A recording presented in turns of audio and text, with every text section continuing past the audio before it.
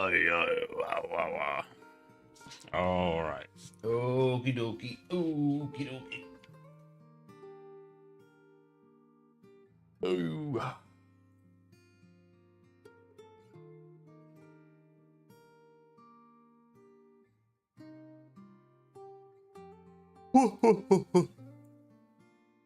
Let's see what we can figure out today. How many errors do we have? Is it just 2? There's no way. No, yeah, there we go.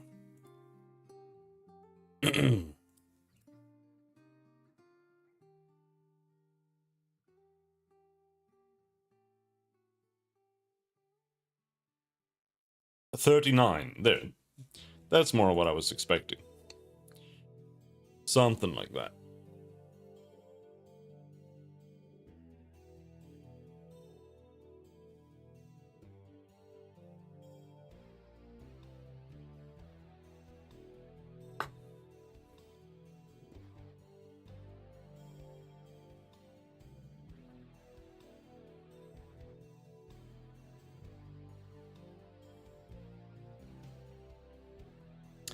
This one shouldn't look like that at all.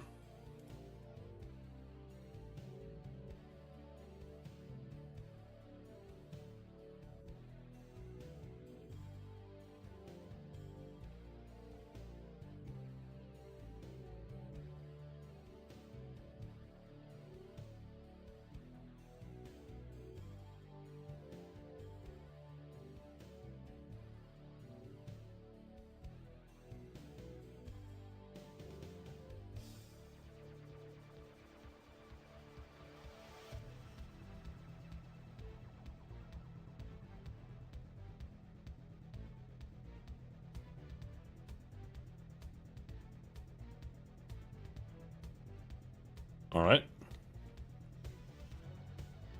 We're in the middle of implementing this create method.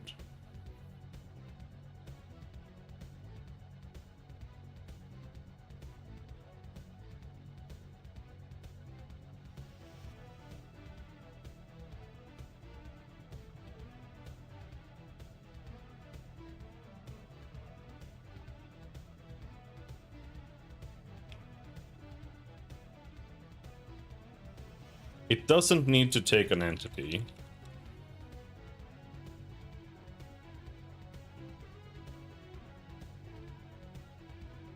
Oh, it does.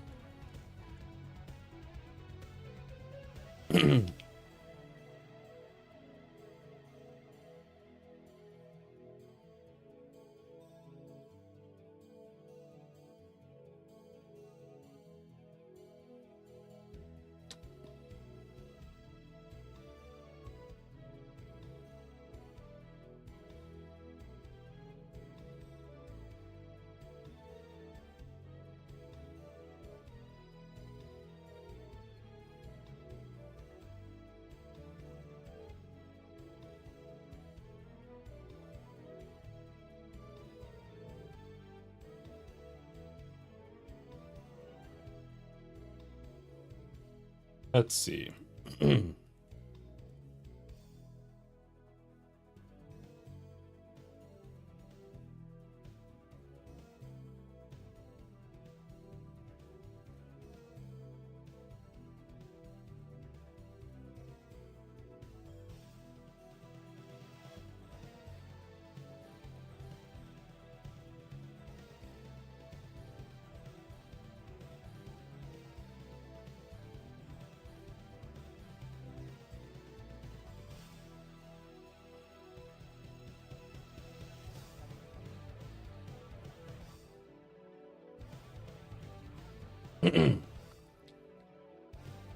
Okay.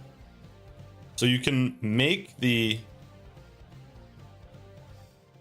creator private.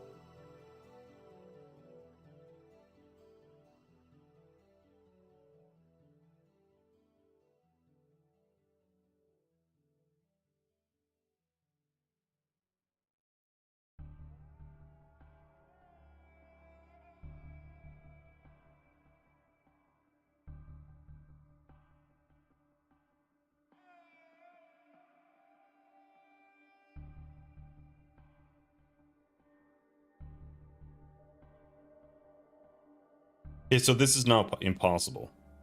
We can't make this. Okay, that works. I just don't want to have a method that can just that needs like a specific way to do it that also allows the normal way to do it, and that being the wrong way, if that makes sense.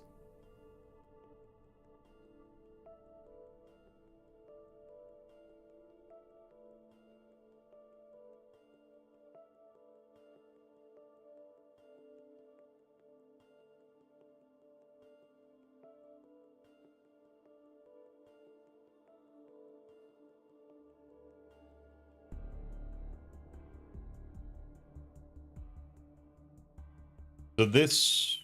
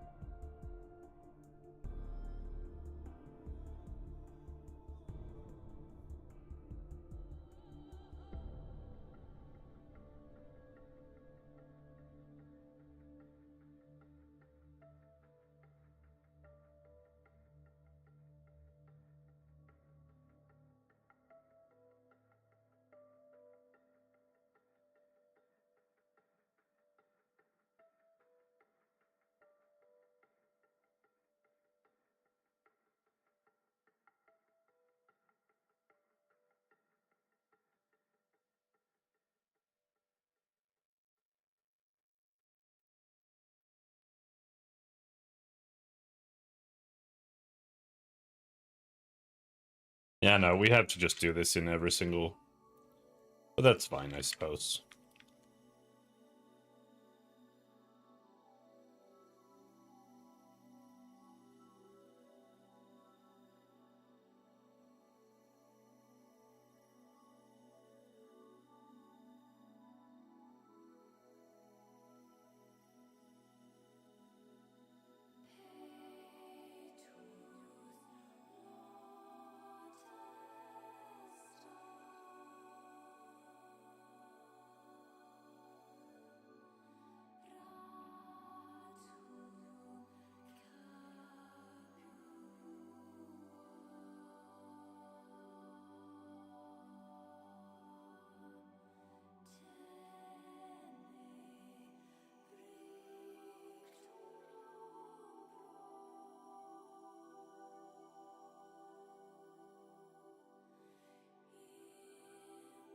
Yeah.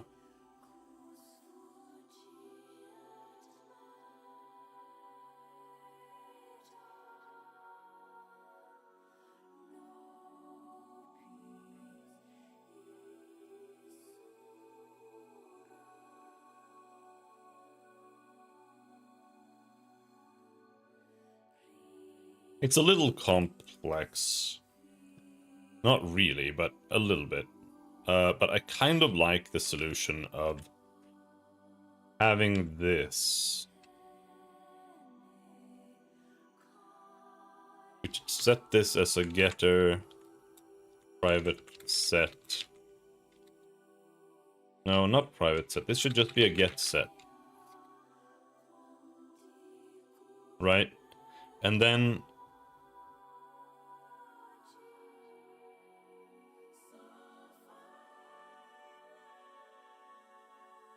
I just like there being a bool that says like... Oh, we have sizes overridden up there, right?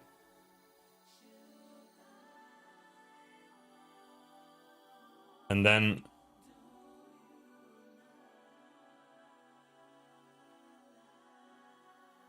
fuck it. Let's not. But, yeah, I like there being a way for a variable that is fetched by a getter. Like here, scaled pixel position, for example. I like that to be able to cache itself. And then next time that you like change the internal position, it flips a boolean that says that it needs to be recached next time. Or you simply empty out the cache. That works too.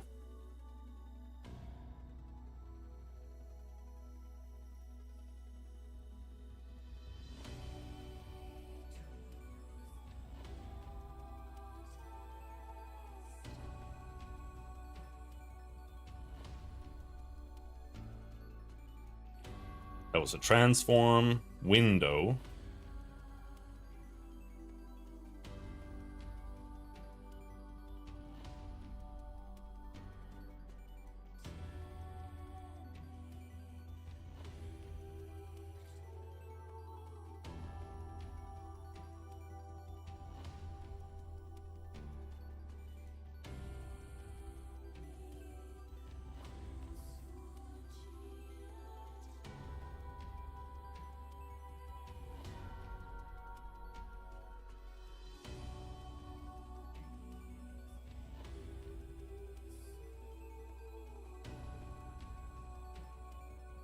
Okay.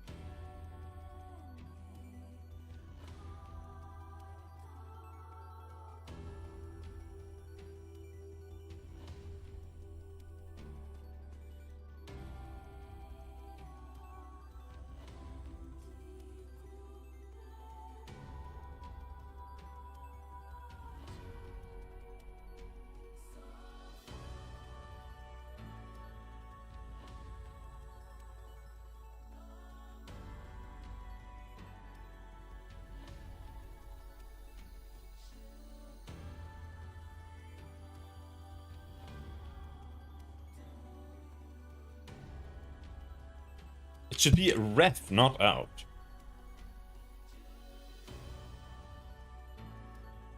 I mean, it doesn't really matter, but this should be ref.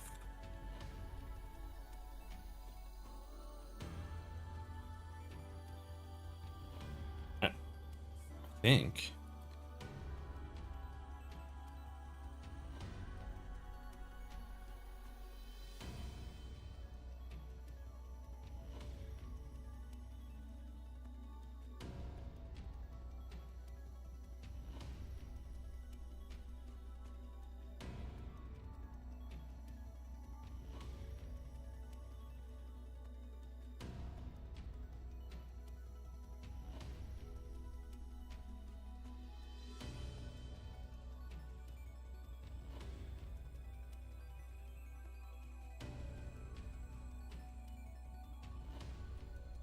Whatever.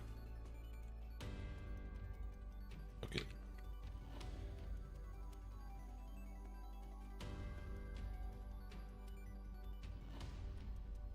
But yeah, I think if you would do ref, maybe, maybe not. An assignable variable.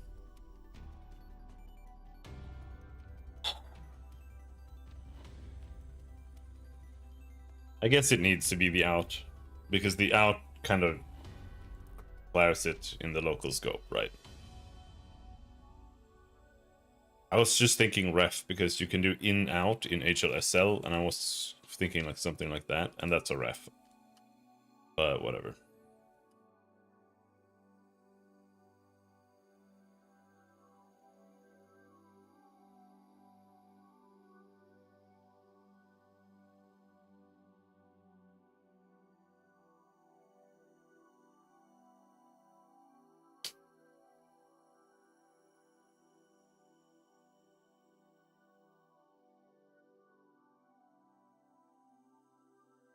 Now, I don't think we don't need this initialize anymore.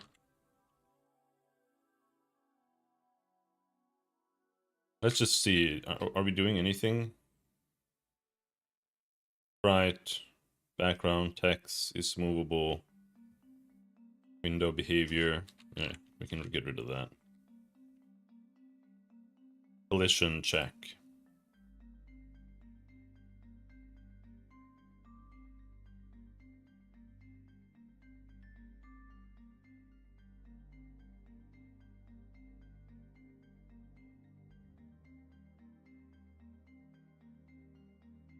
And this should be mouse input.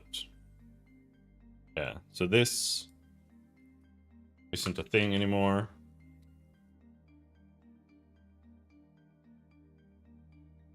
It's mouse input now.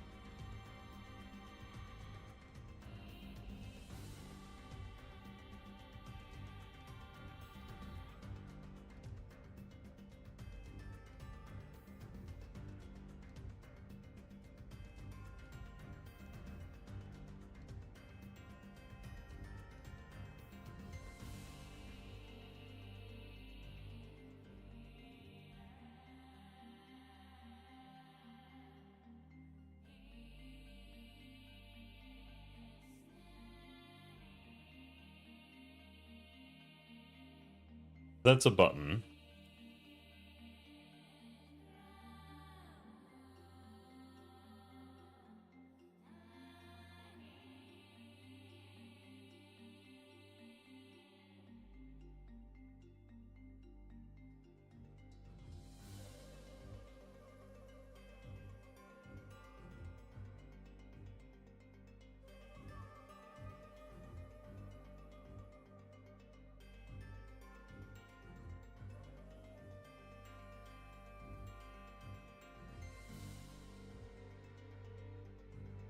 That's not needed anymore.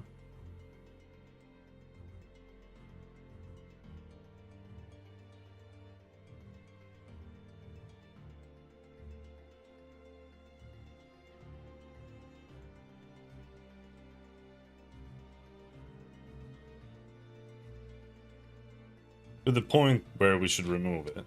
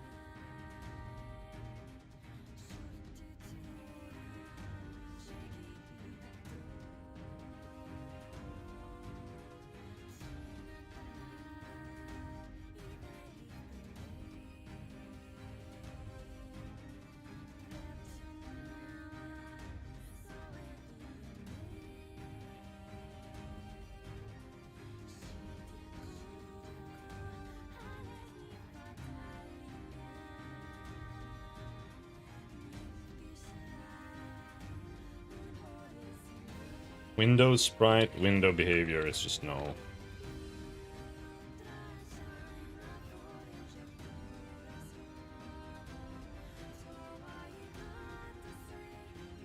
And then that means we don't need a sprite renderer.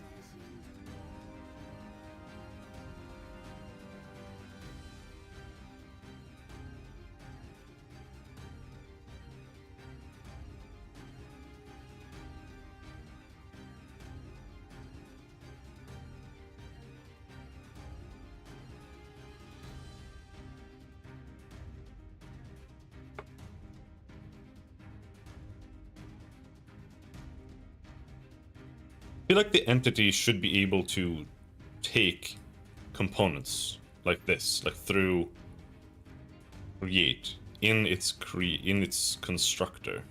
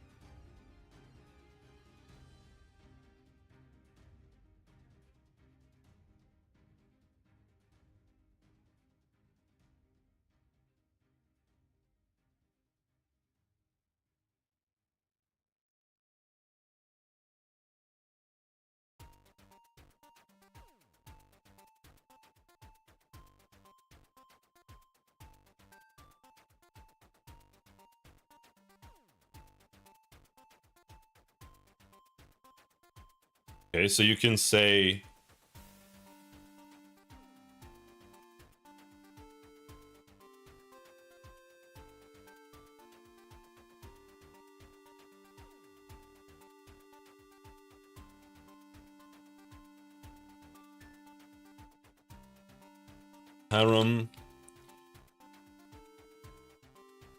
harem's component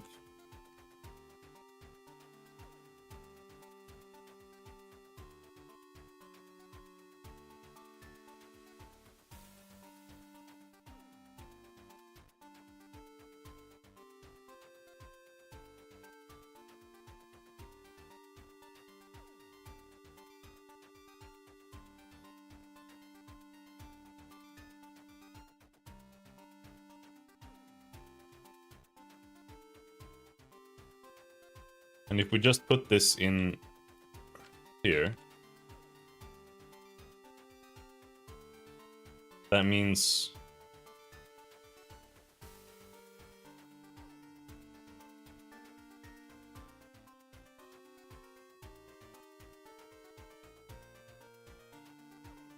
we can do this.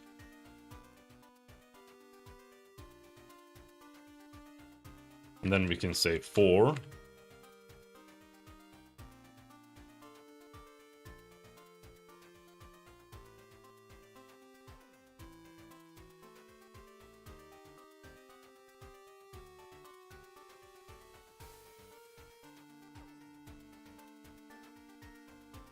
This is impossible.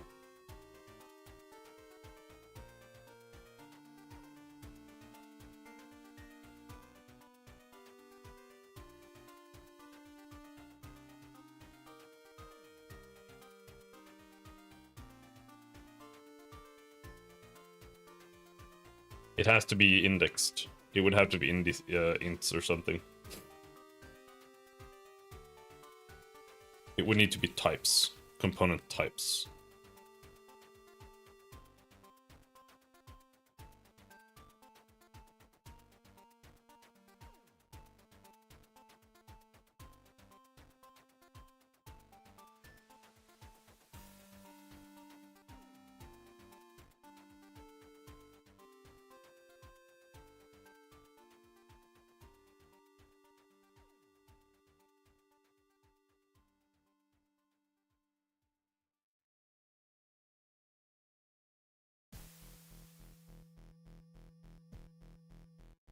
Wait, no, you can't. All you have to do is just do... Well, first we want to do transform here.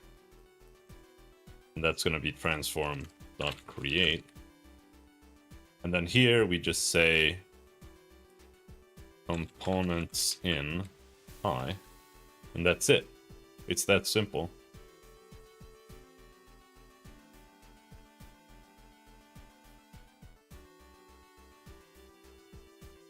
Think.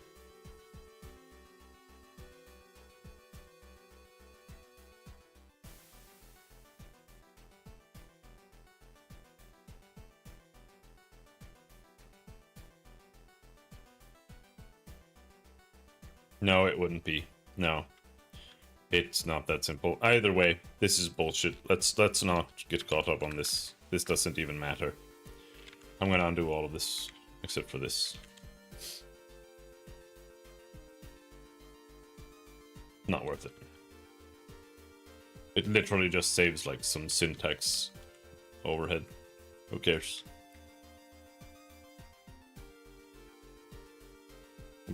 Complete the garbage.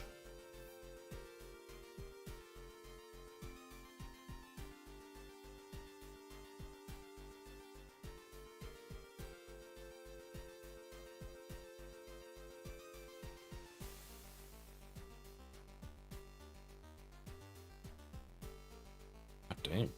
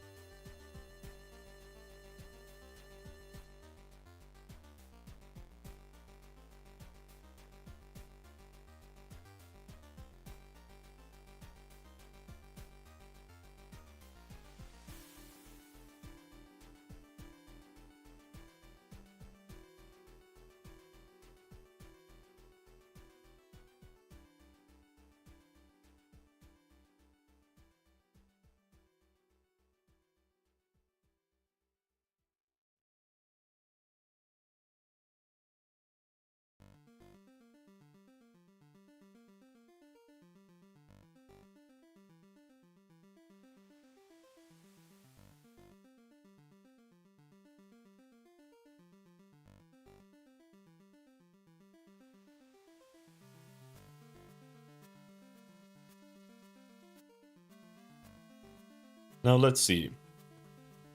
I just think this should be done automatically. Like game object render list.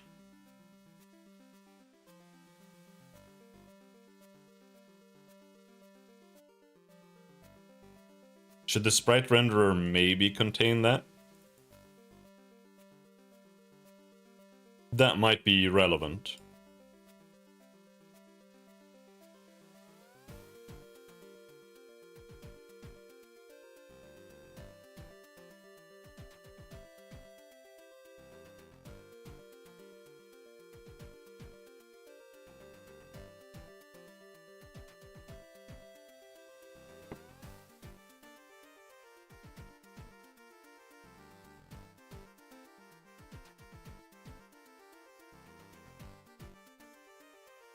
This, the clickable layer. I kind of feel like this should just be like game layers. To be honest. Like, I was thinking of splitting them, because I was like, okay, what if? But, honestly...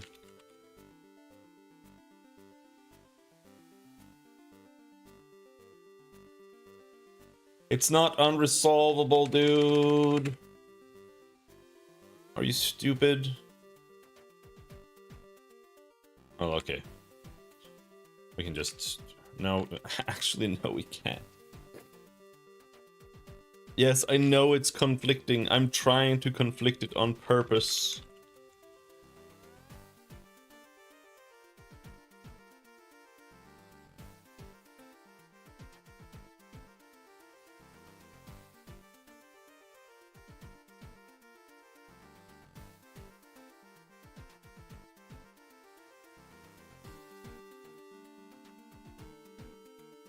But that also means that this needs to change. This needs to be 16, this needs to be 8, this needs to be 4, this needs to be 2, and this is... X.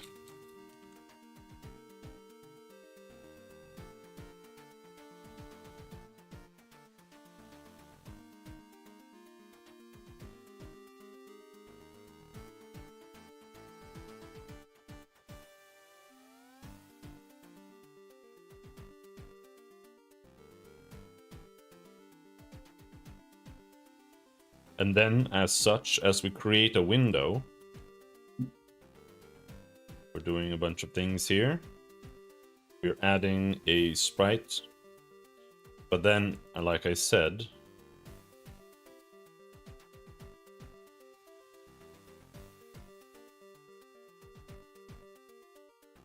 the renderer should maybe take a game layer.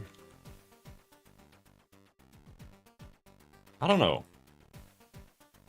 Now maybe it's the entity that should take a game layer. The entity itself.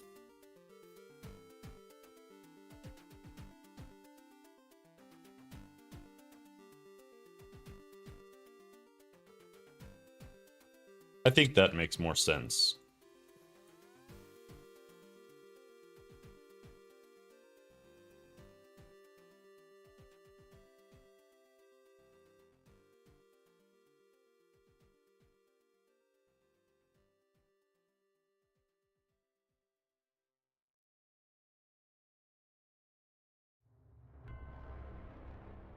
And we're adding the transform there, and then we're gonna say...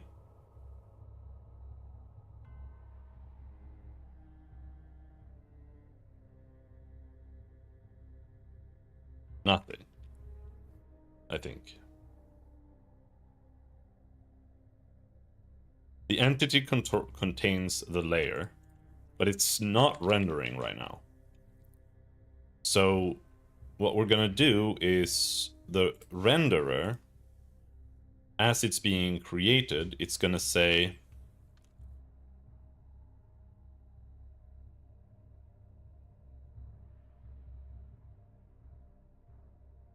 globals dot main dot add entity to render list. Entity, and the render layer is entity dot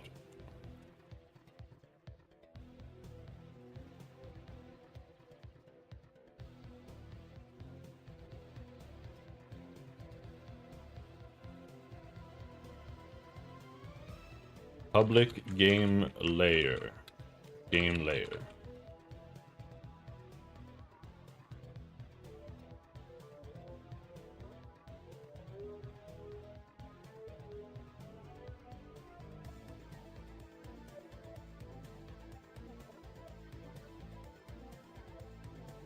This.game layer equals layer.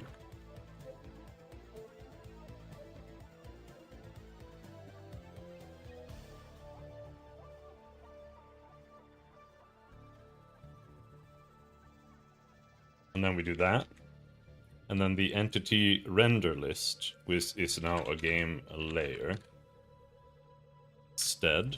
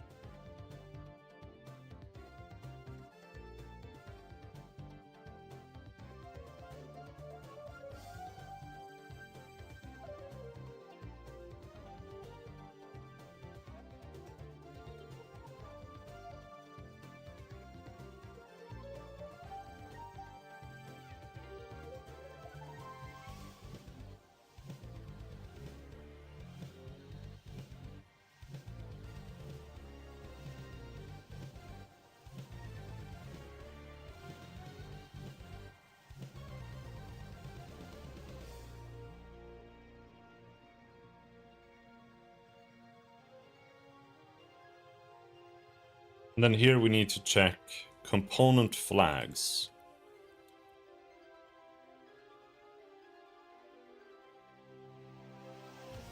And component flags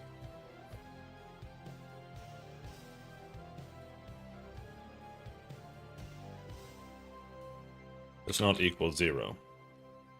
That's how you do it.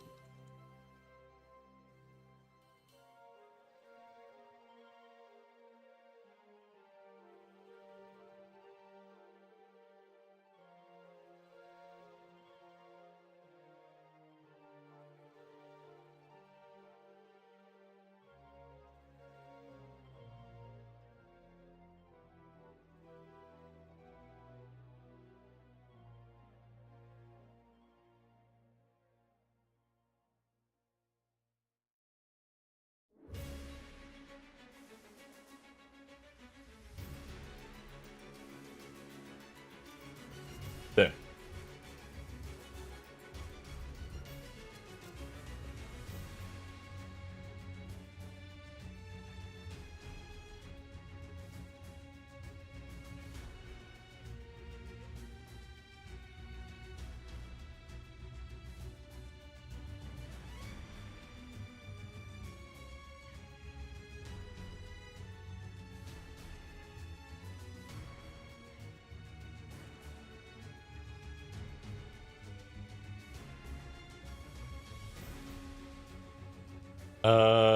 Okay, no, wait, hold on.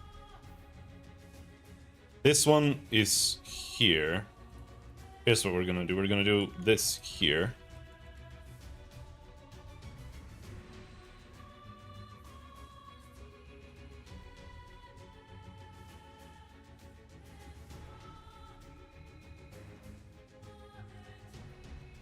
Like that.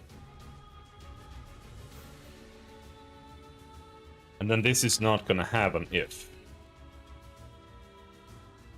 this is just gonna execute. And then here we're gonna say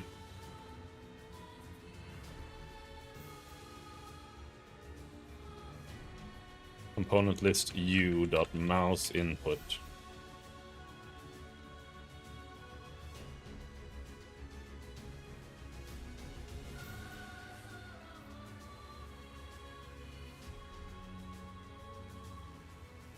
Current layer.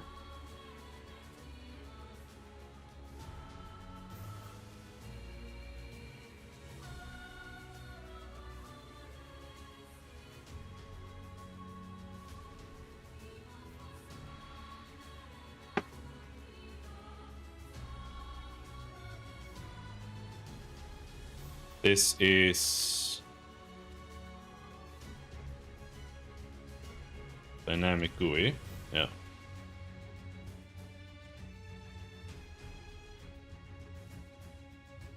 And then we're gonna have to update these two. It's gonna be easier to just do this.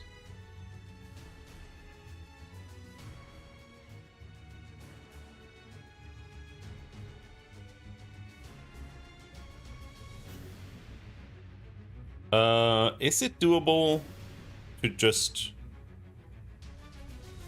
functionize this now? I think so. I think we can functionize this.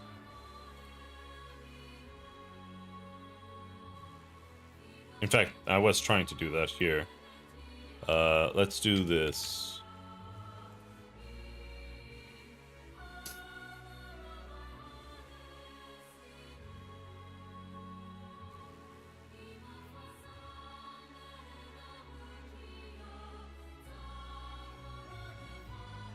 List int.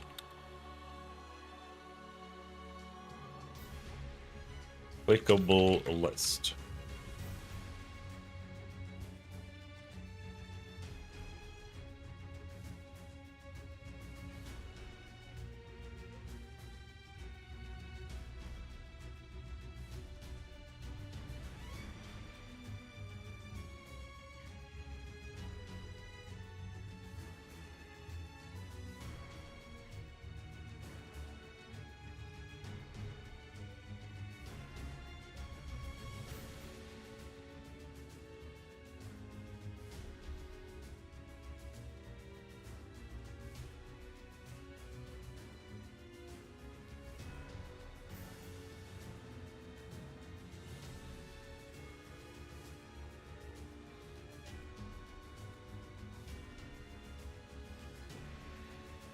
We could just pass in a layer.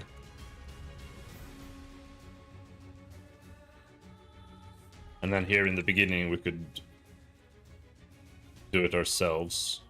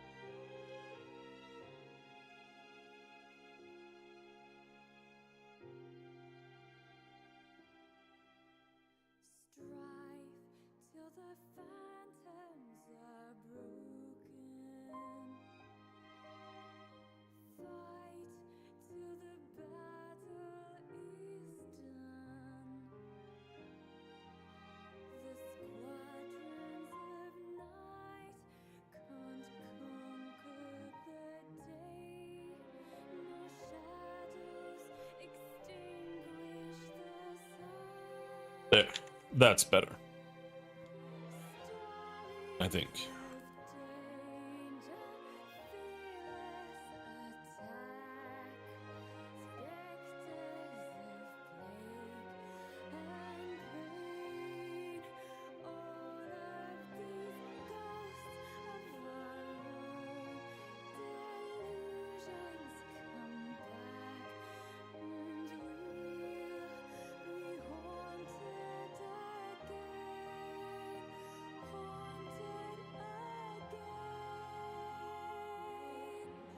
Then we can remove like all of this, and we can replace this with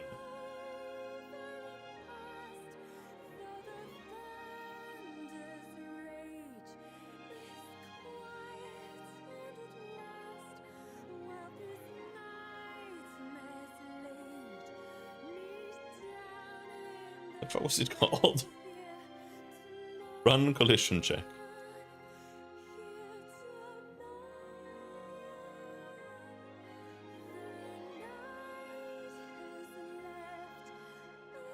Game layer dynamic GUI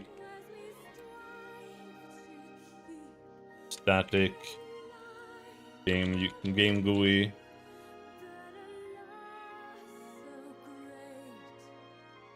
game object. I'm gonna call this game object.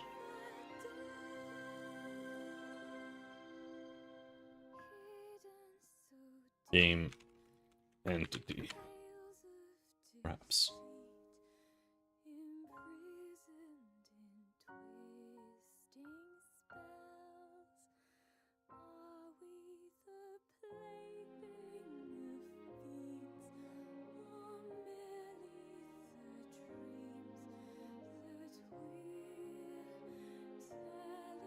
It still needs to be like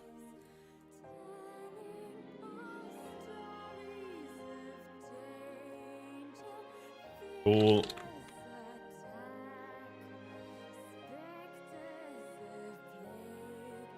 clicked equals false.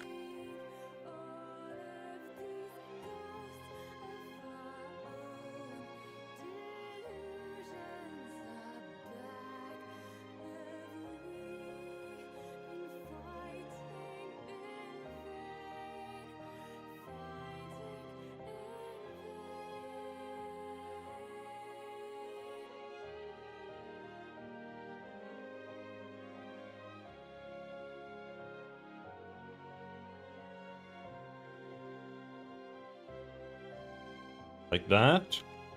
I think that's good. At the very least, better.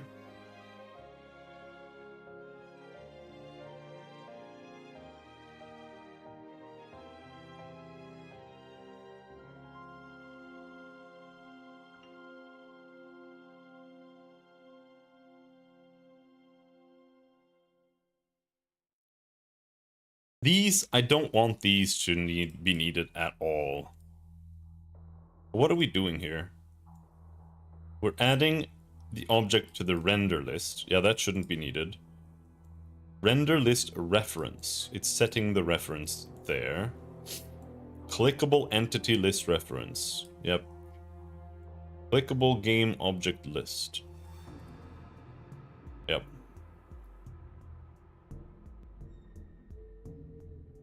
Set clickable layer.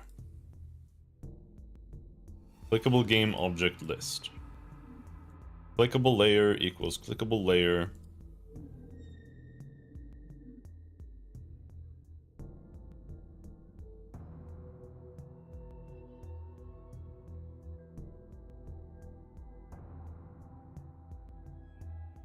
This should be a base class or a base function.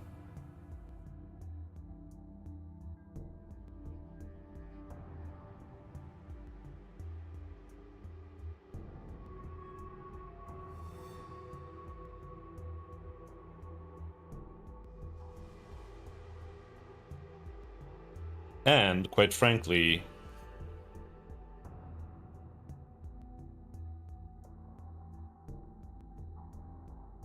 this isn't a thing anymore.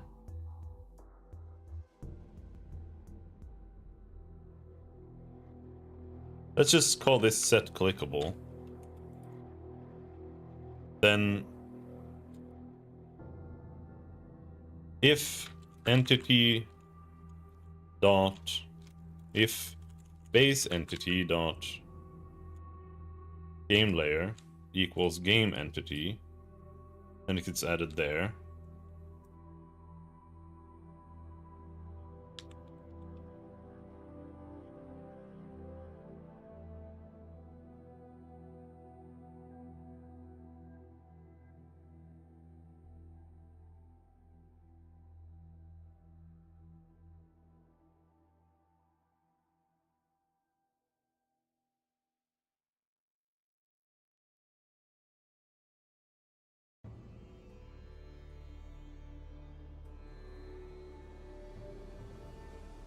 Dynamic GUI.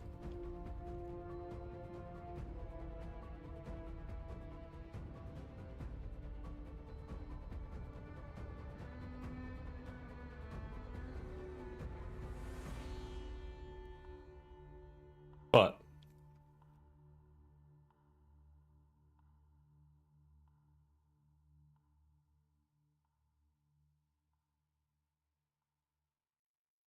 didn't I write a function?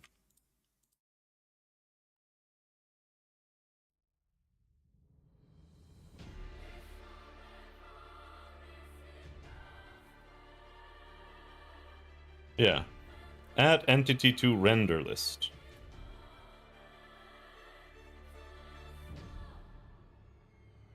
Remove entity from render list. We need the same thing for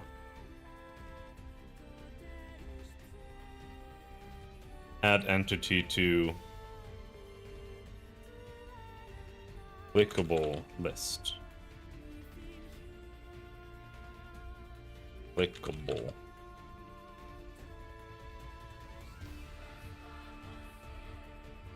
Game object render set.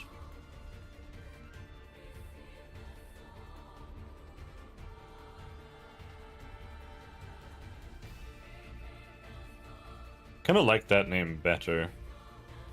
Game object.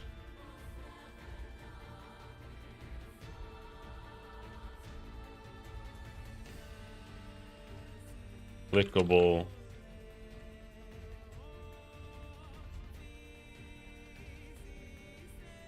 Hate clickable. It's such a long word. I almost want to call it like M input or M something. M. I don't want to call it just MI.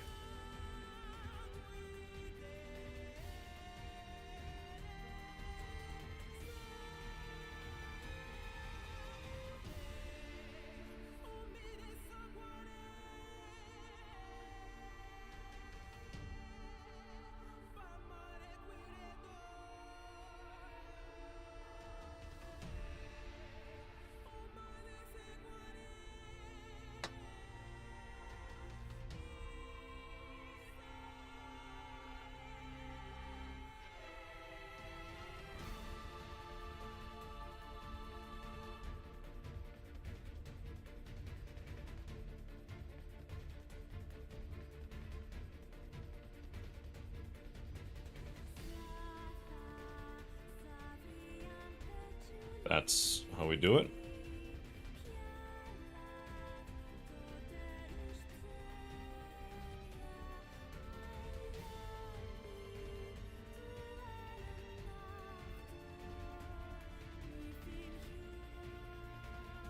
Would this be an object? Maybe yes. I'll be right back.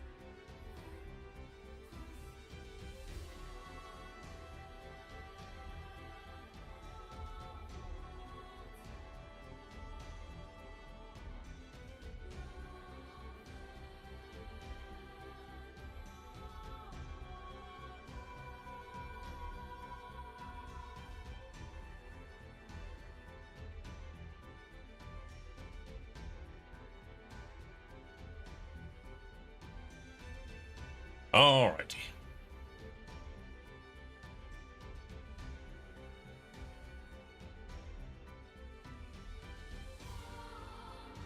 Ooh.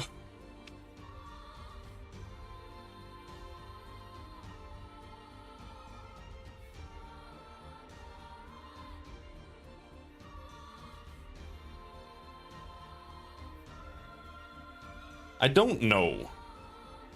Like, is this...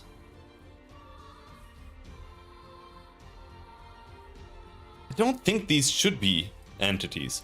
I don't think these should be entities. I think these should be integers.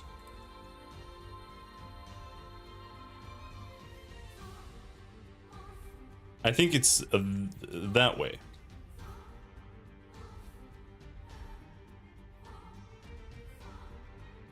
Because here I was like adding the entity here, but like there's no point in doing that.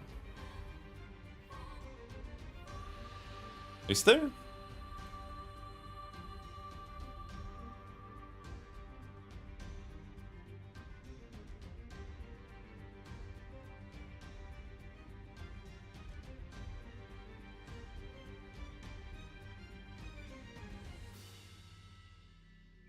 Because the only issue here is that the list would only be allowed to have one instance of an integer, which we can't, like, the list itself doesn't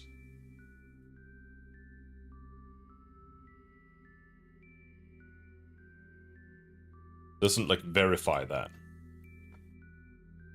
But as long as we just make sure that we do it through here, then it should never be a problem.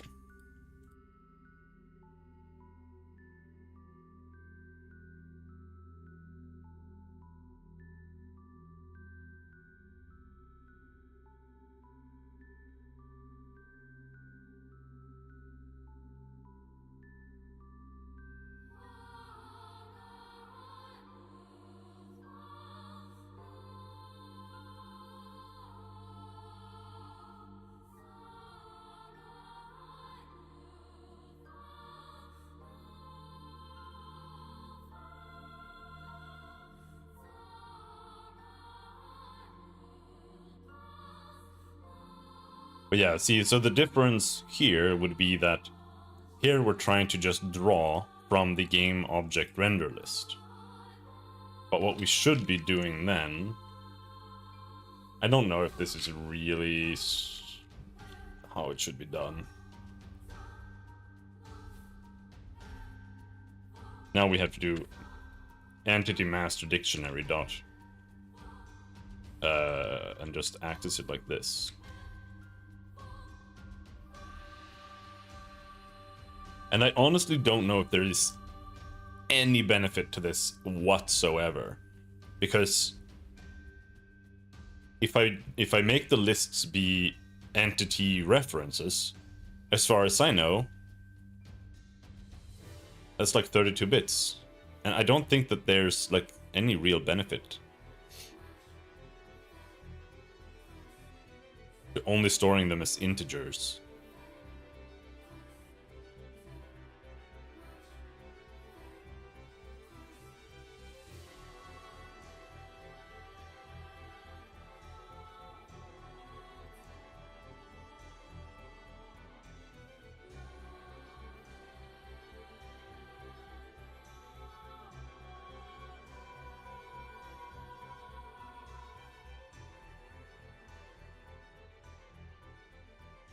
I think it only complicates the code.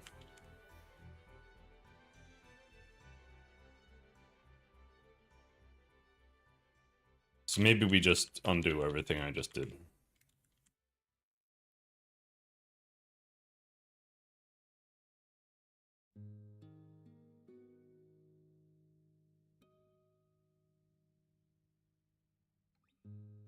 Then we change the clickables as well.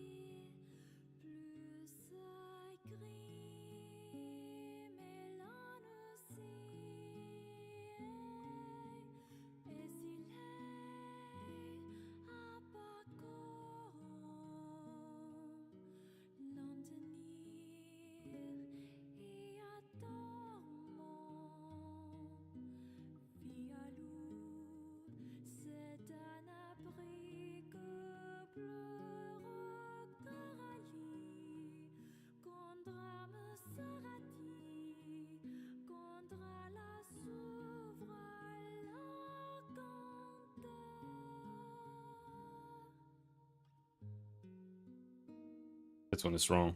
I saw.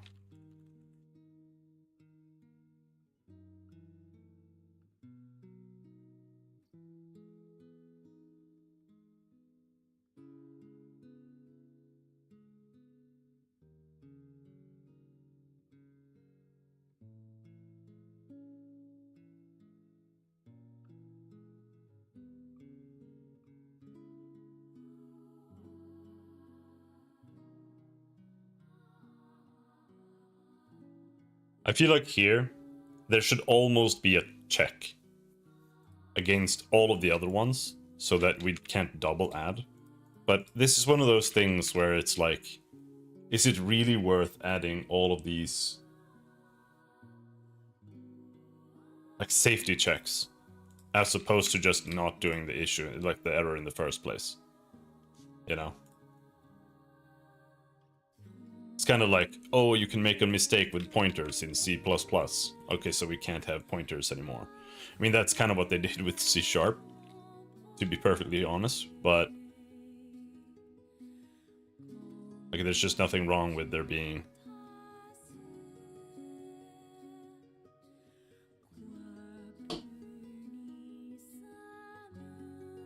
Let's see here. This does not need to be sorted.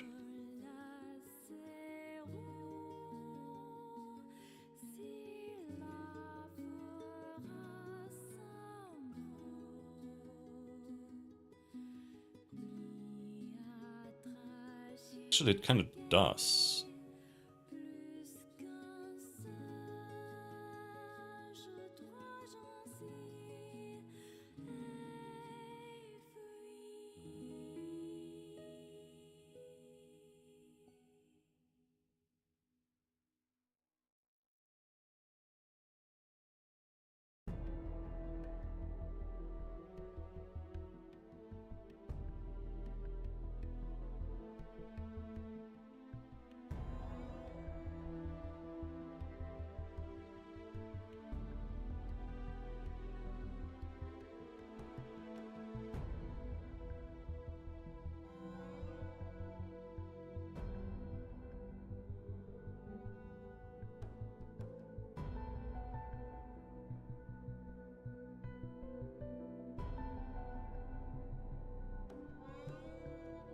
Like that. We haven't made a way to sort this.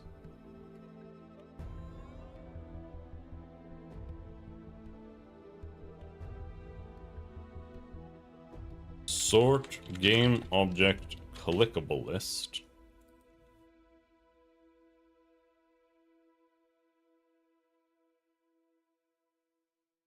This is game GUI.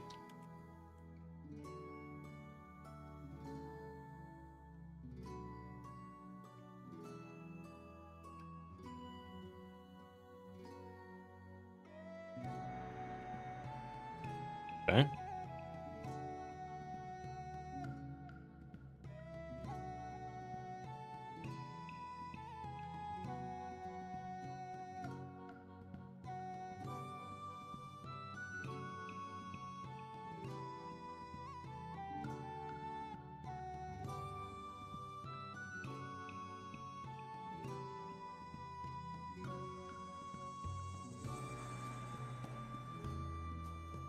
Clickable entity list reference.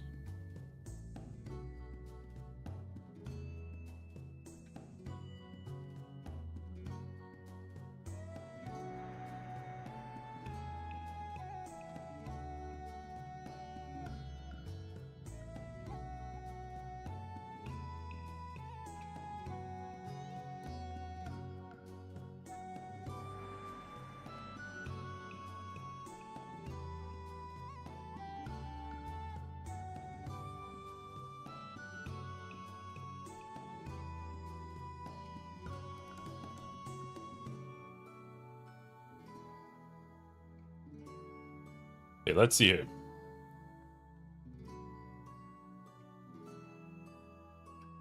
Globals.main.add entity to clickable list. base entity, game entity.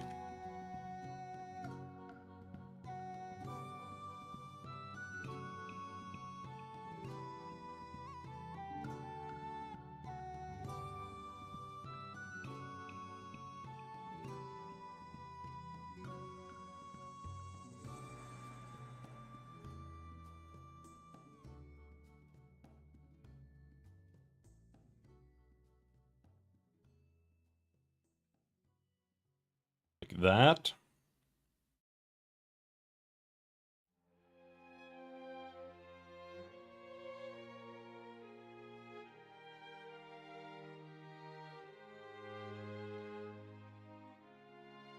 Then we go here and we just call set clickable, and that's it. Set clickable.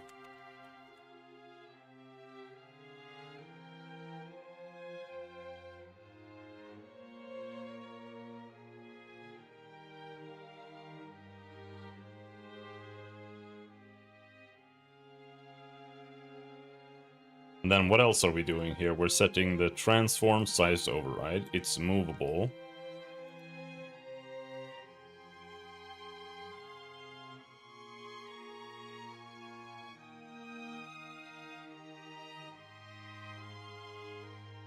Base entity dot add component sprite renderer, but that's only if the base entity doesn't have a sprite renderer. And then in the sprite renderer,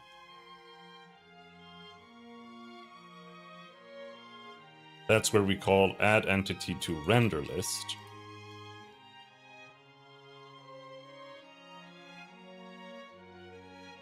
And that's just something that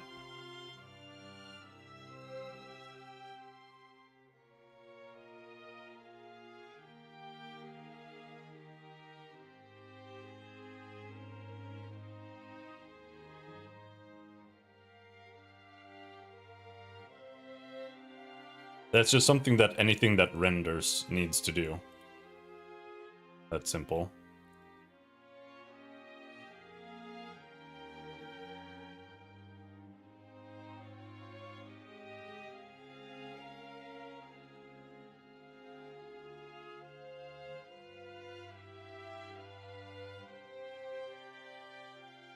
That's a not print sprite is no, because that's been getting spammed. Actually, maybe we should have that.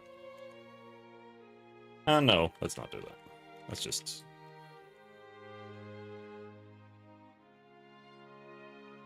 Button does not contain check collision. Correct. It takes a mouse input.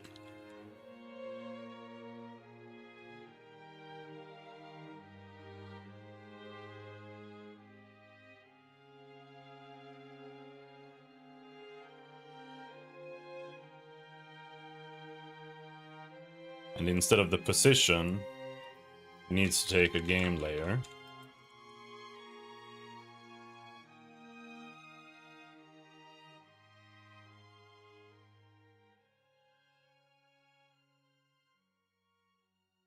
And mouse input also needs to take a game layer.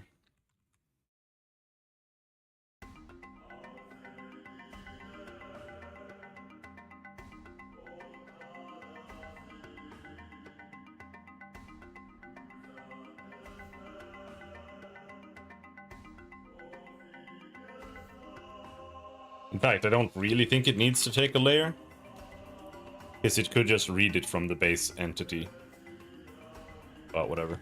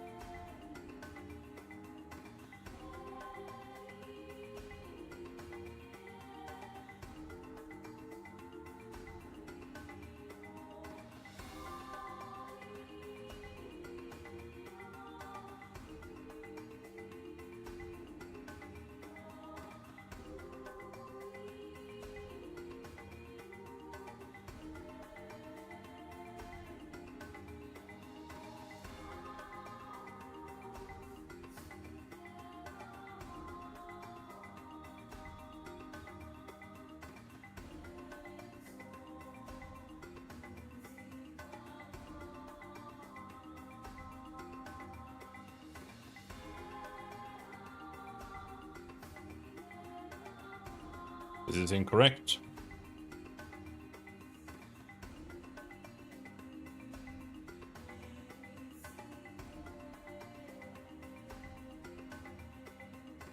We are actually taking a fully initialized component here.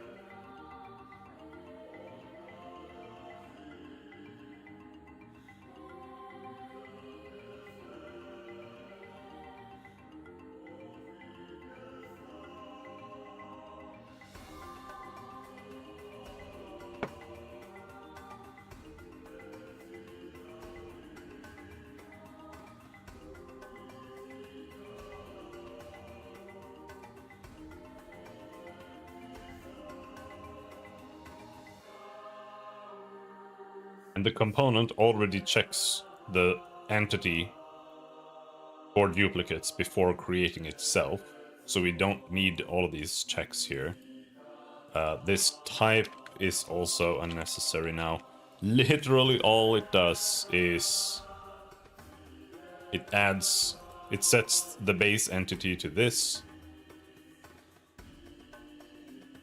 and it adds it to the component list.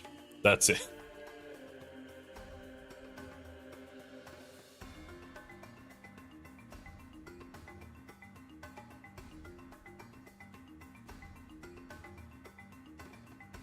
And it's to the point that having this component core is almost just worse than just repeating.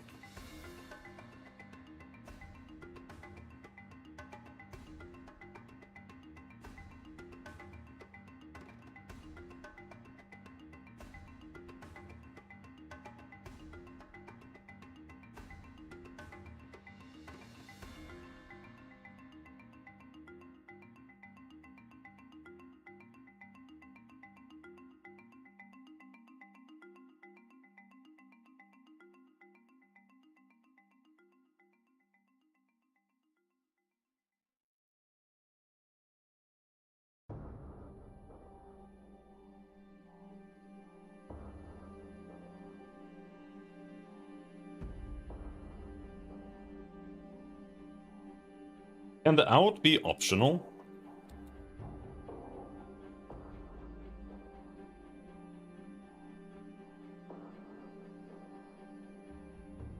Without an overload?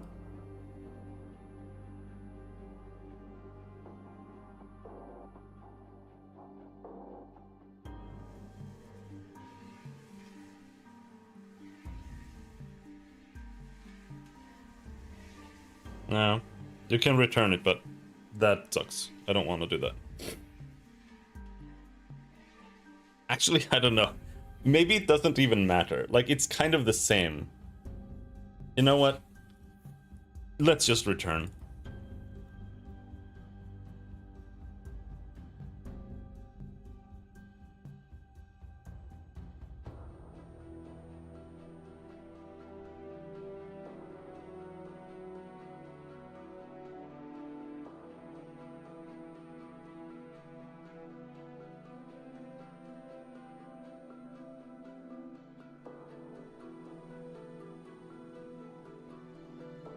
Because here's the reality.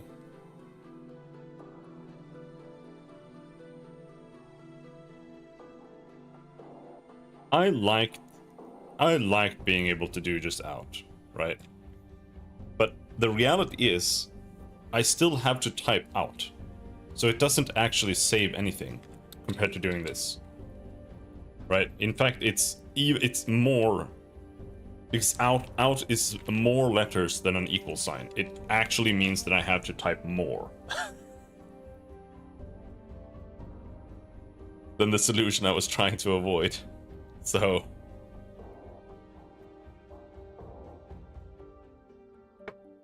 maybe not. Maybe we don't do that.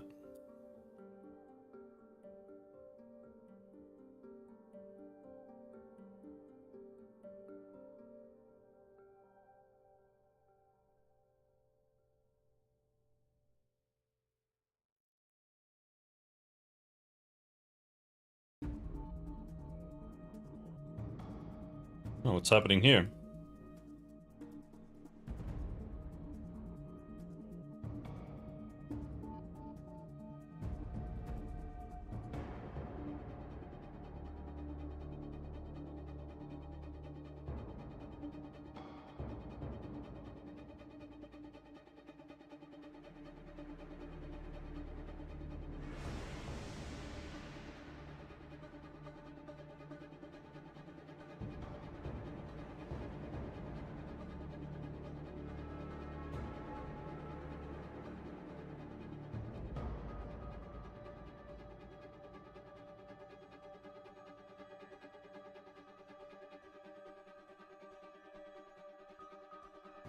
Yeah, so we're no longer really accessing the master dictionary there. We're just looping through the clickable list, and that's it.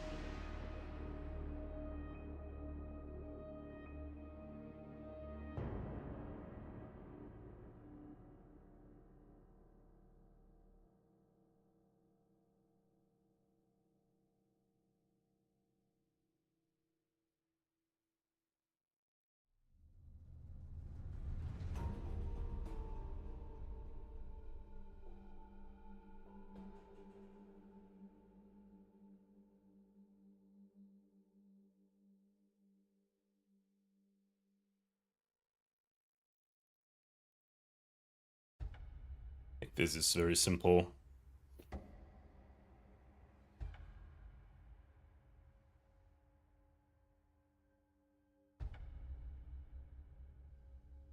Like that. We're simply not adding transform to the transform hash.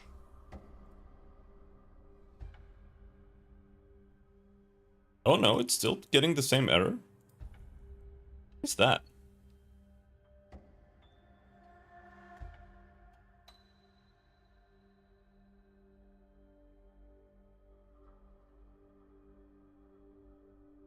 Attempted to add null component to entity ID 0. What do you mean?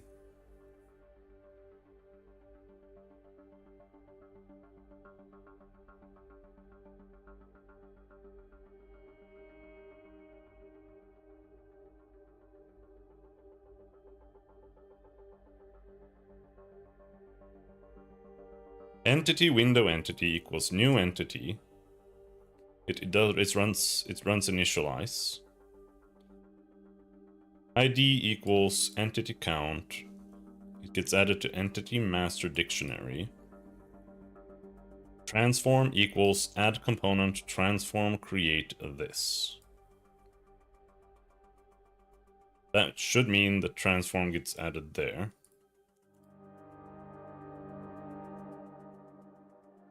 If entity contains component type of transform, return null.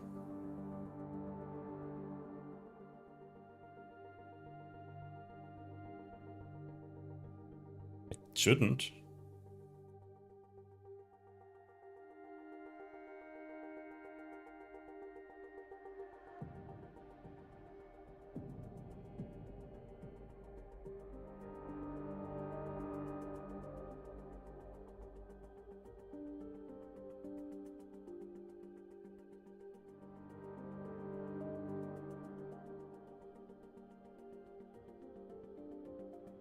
Because yeah, we have a transform cache here, but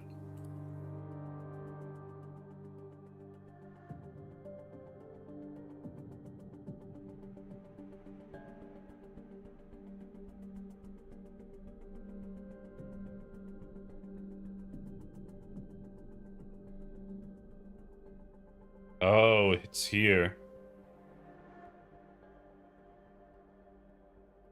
Yeah, we have to remove that. I was checking for transform.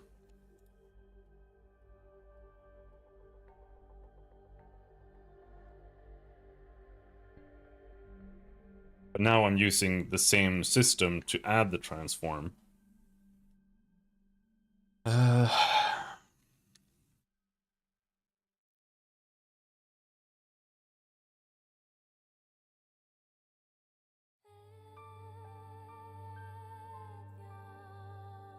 Sure, let's just check the whole list. Unnecessary optimization.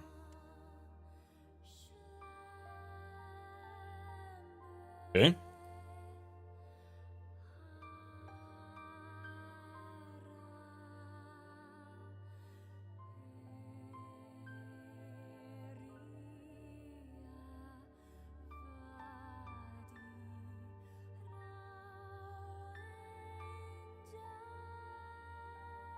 So now, for whatever reason, everything is fucked.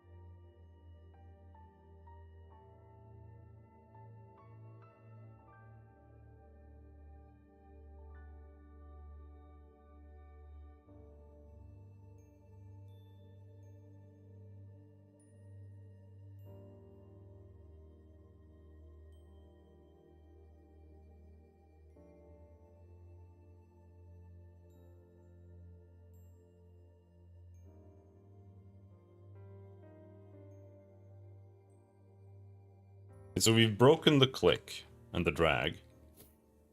Now why is that? Check left click. Run collision, dynamic GUI.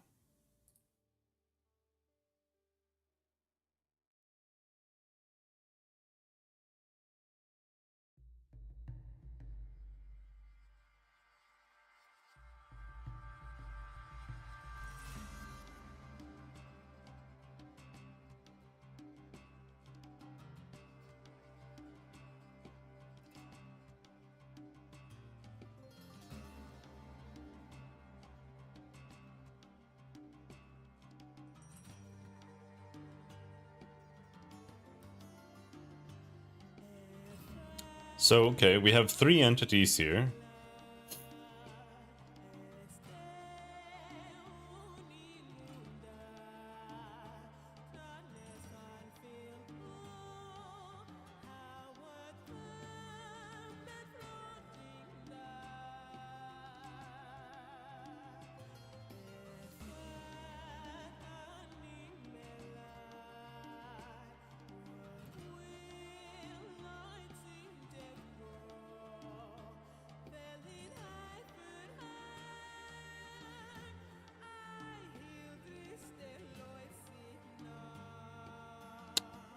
That's it, I think.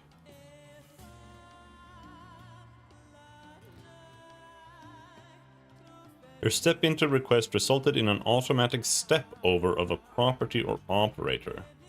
This behavior can be overridden in the context menu for the line being executed by choosing step into specific or by unchecking the option step over properties and operators. Okay, but this is it. The clickable layer is not being set for the window.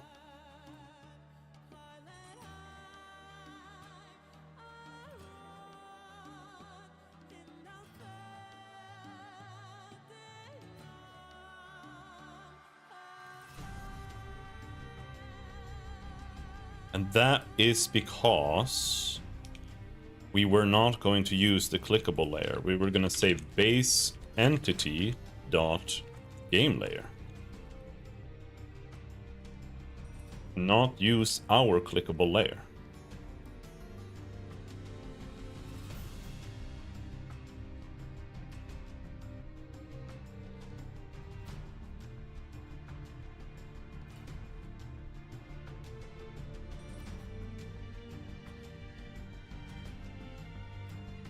All right, let's try again.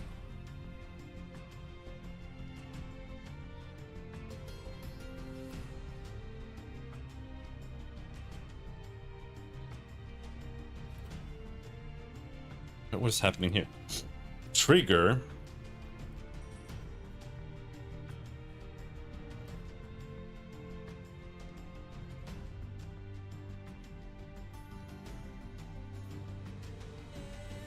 base entity dot render list reference in window behavior, and this is null. Okay, let's see.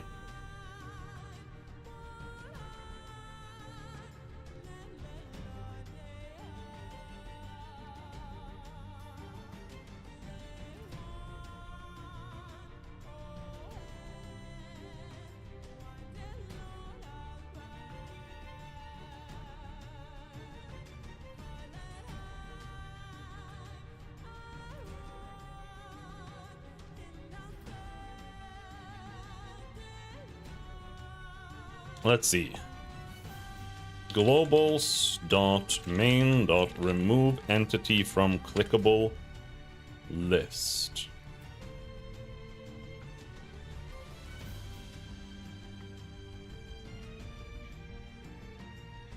Base entity.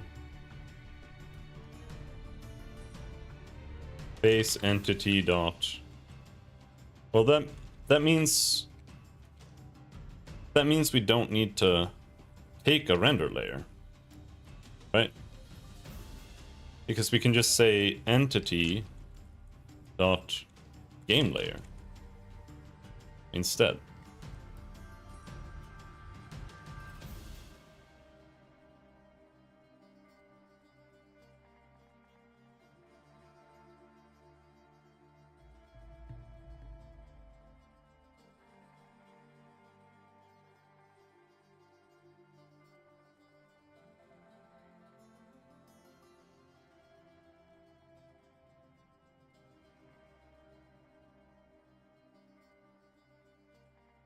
And then we'll have to add a sort, because we don't have a sort yet. But right now we're doing GUI, and it doesn't need to be sorted for now.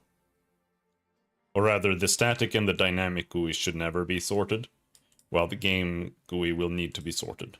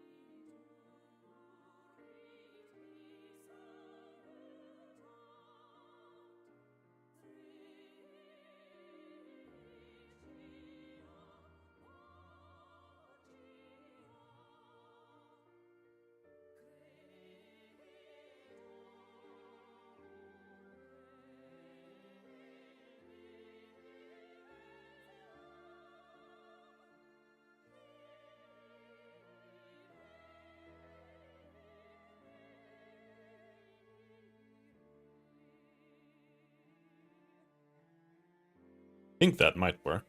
There were build errors.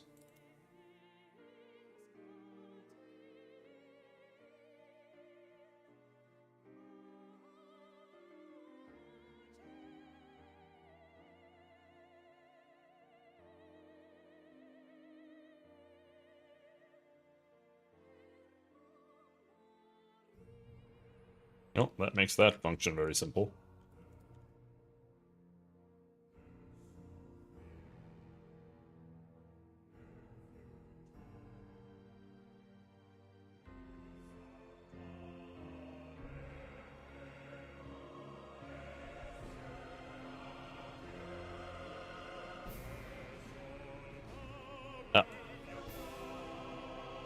clickable list is still done. Oh, I need to pee.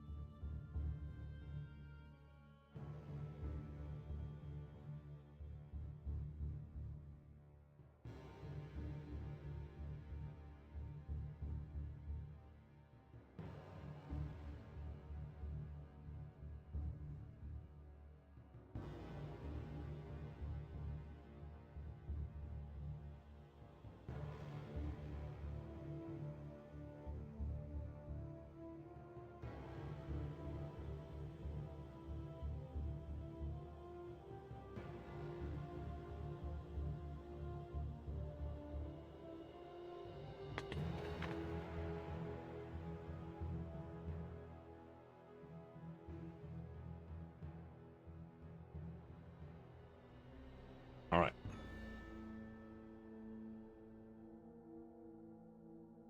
So, what is the issue here?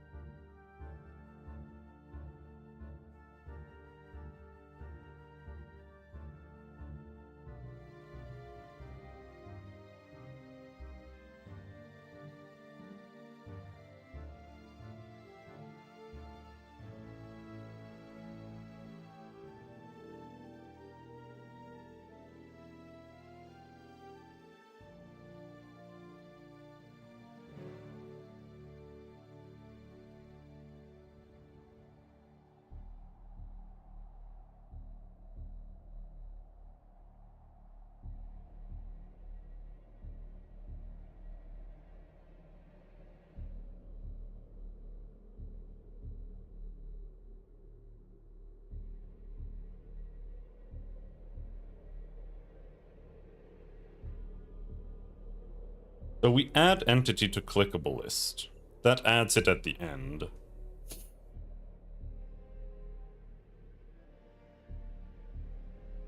But are we rendering from top to bottom?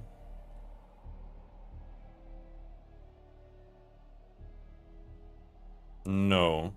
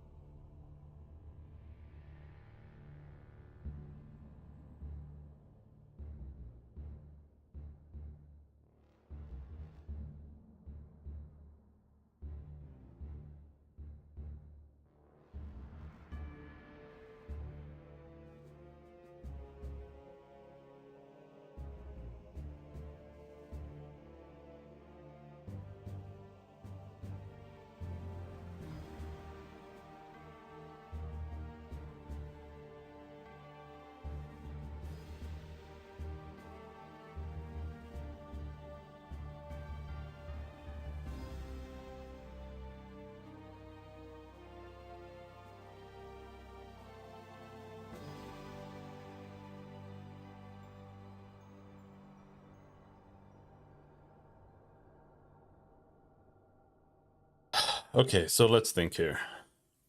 The issue is that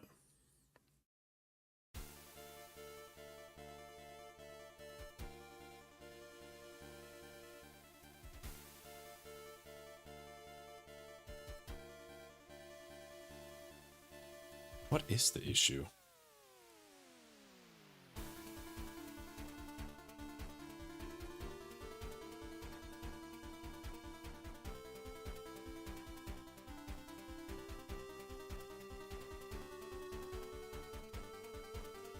The issue is that the clickable list doesn't change. Like, this one is just always at the front.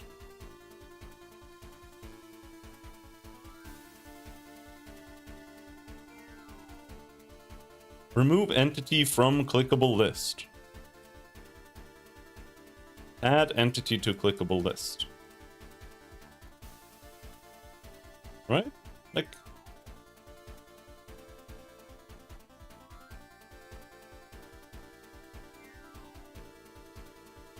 Oh, it says render.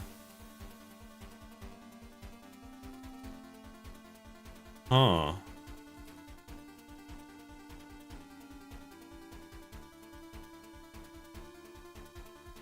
I think I might have.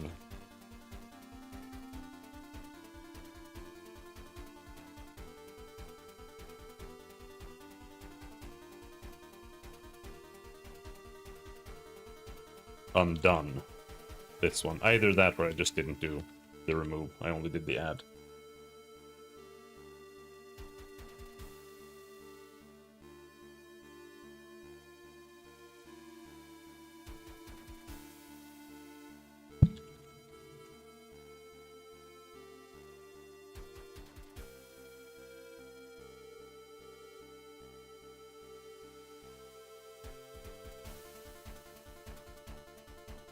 But I still kind of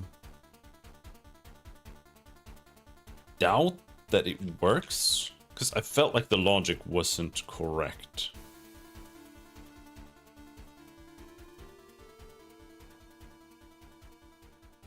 We'll see.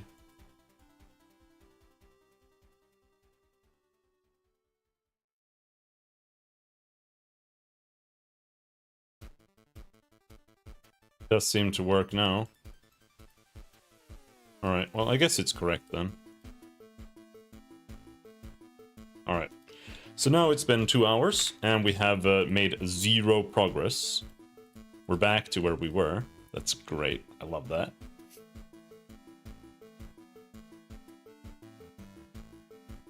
So now the question is, what do we do now? I think we make a makeshift text renderer. But the reality is, I don't want to have a basic text renderer, really. But we'll make one anyway, because it allows us to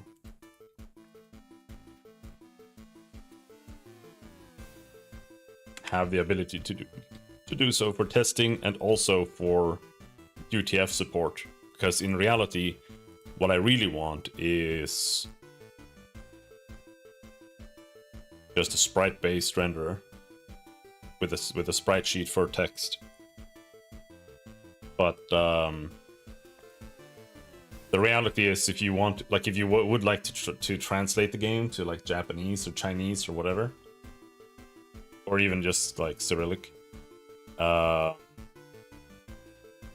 it's just kind of not reasonable. Like, Cyrillic is much more doable, but like kanji, without using just some kind of system-based like UTF renderer and trying to do that with sprites, I would rather blow my brains out.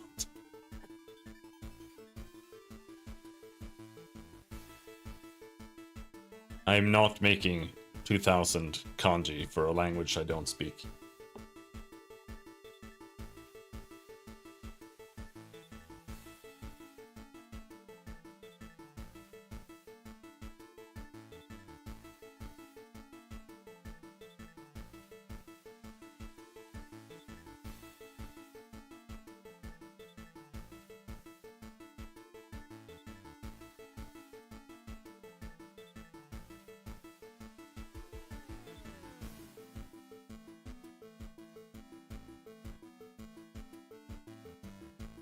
We're gonna copy the sprite renderer. Oops.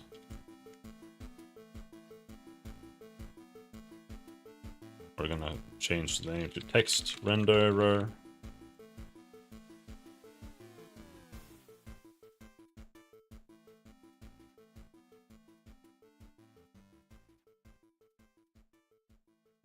Now, the thing about the text renderer is that it needs to take some strings, but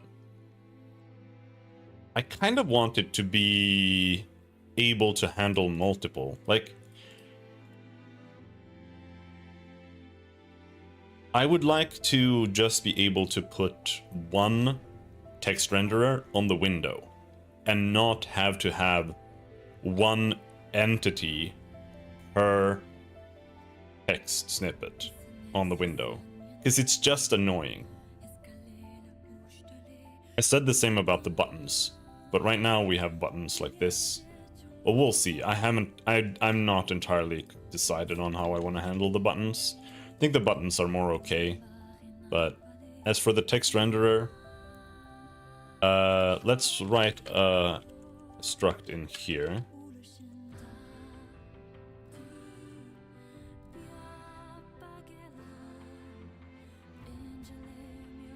Text renderer data. And it needs to have a public rectangle.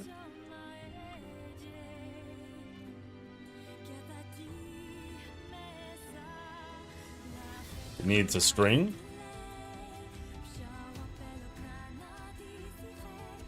And now here's where things become annoying. It's also gonna need a public font.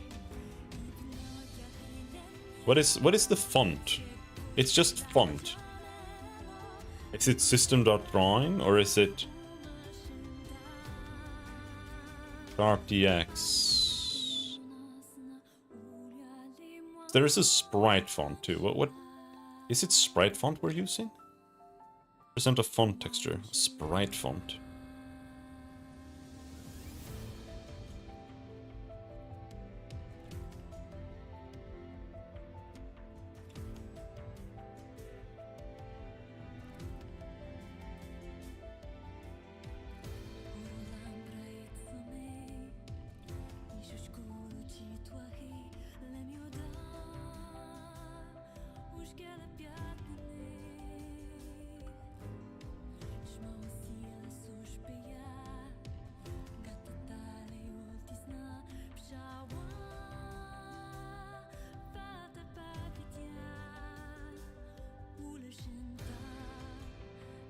Now, how shitty is it to put structs and enums and stuff inside of a class? Like, I feel like it's kind of shit. But I also feel like if the struct is literally only used by that class, I feel like it's almost preferable to have it there, to some degree.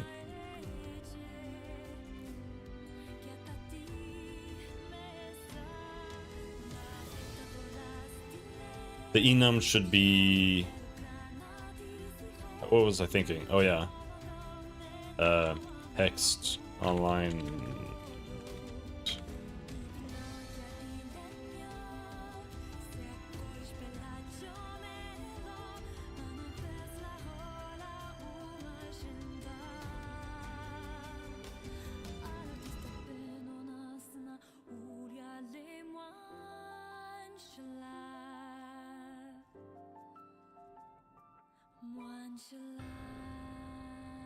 But of course, it exists somewhere else, but I don't know how those solutions work, so fuck it.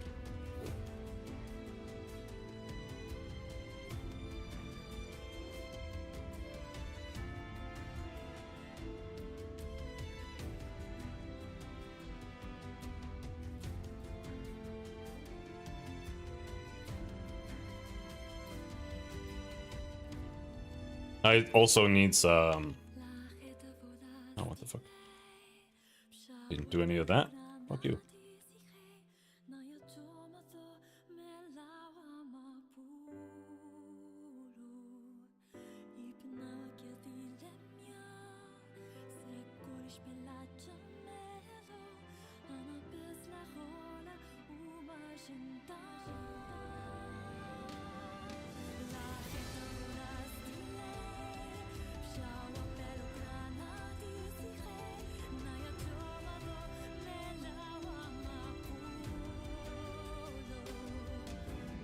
So much for these inline suggestions. This is like the most obvious thing it should suggest.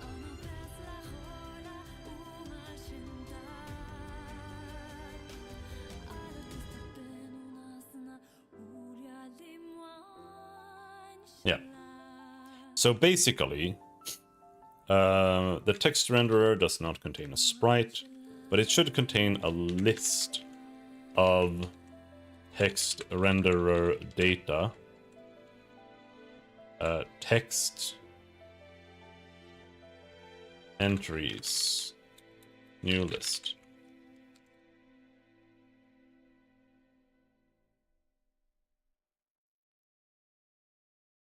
Should contain a color.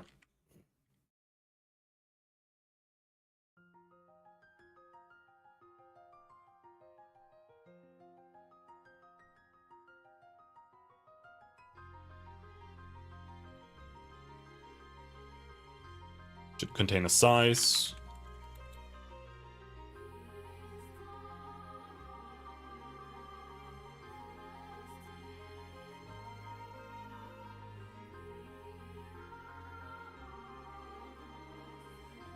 I guess it should be in like a font size.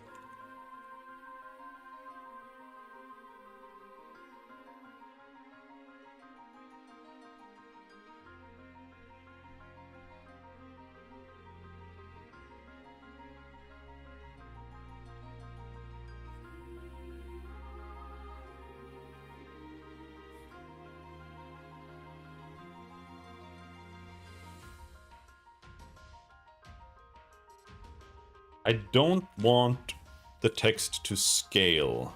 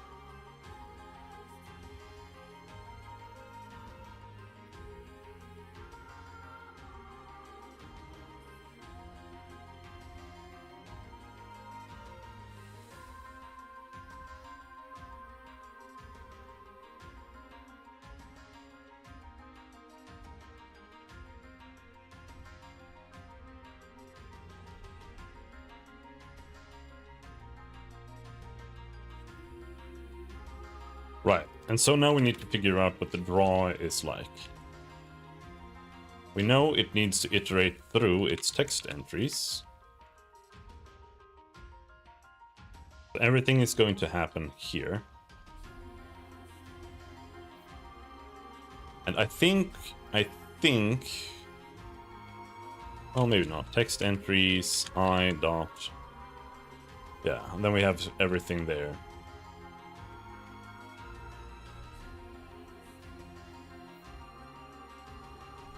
So what does it look like when you draw a text?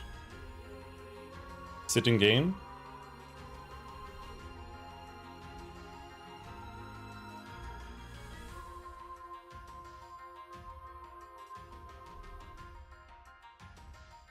No, it's the end of main controller's draw.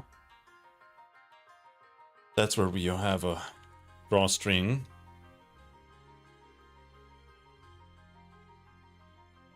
Right? So we have an sb.drawString, And it's gonna take all of these things.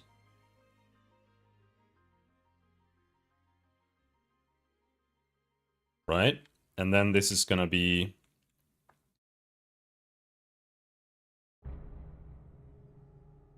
text entries dot text. This is text entries dot font. No, font. Sprite font. This is a vector to position, but it has 7 overloads. Can we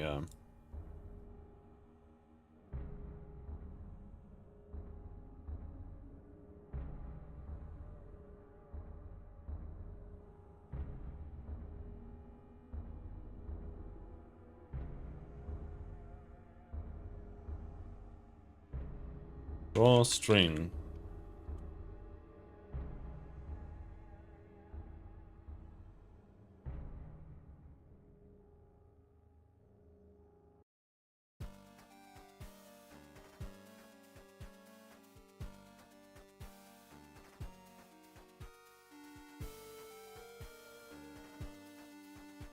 Write batch dot draw string MonoGame.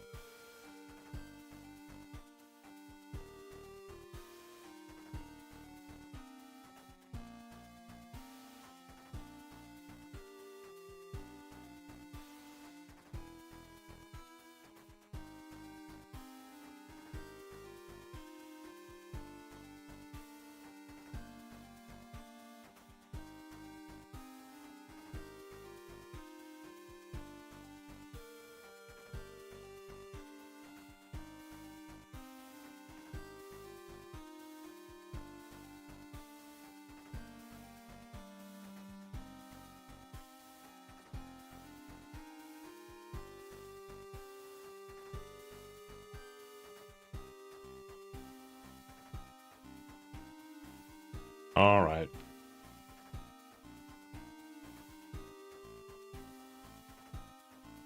String builder. Rotation, origin, scale. Now the question is, what is sprite effects? Vector to scale.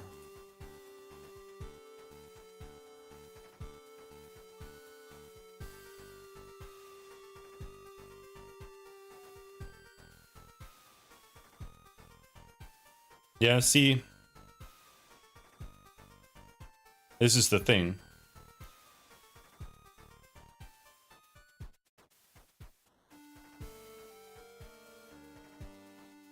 It doesn't really take what you want it to necessarily. Like, it doesn't necessarily do what you want it to do.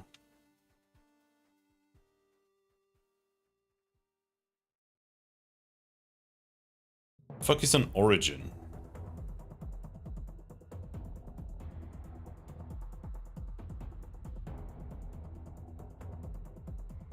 Is that just like the pivot? Is that what you use to... Yeah, I think so. Okay. Sprite font, text, position, color. Sprite font, text, position. So this is...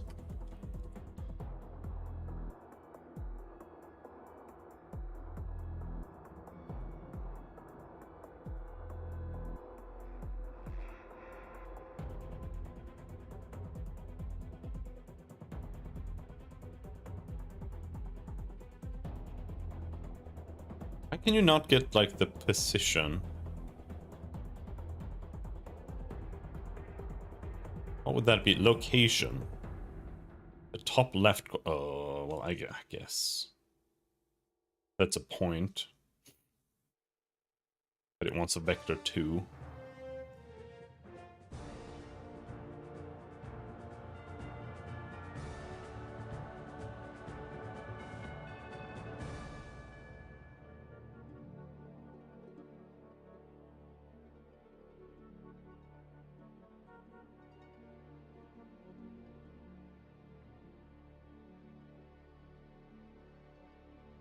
Rotation.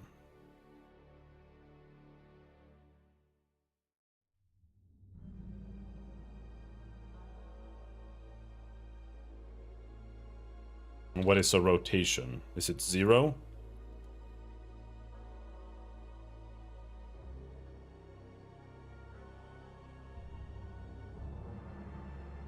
Scale 1. Now here, what is the sprite effects? Sprite effects. Flip horizontally. Okay. No.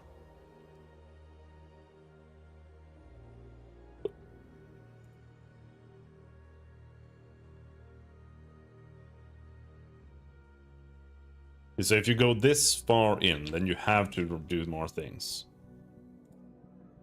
So scale 1F. Sprite effects none. Layer depth. I don't know what that means.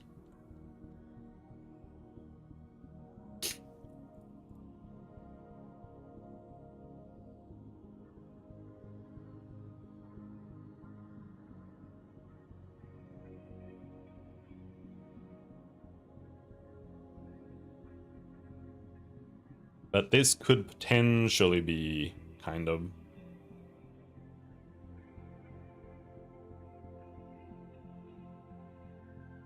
Just this isn't actually setting like a real size. This has a vector 2 position for the drawstring and an origin. What the fuck is that?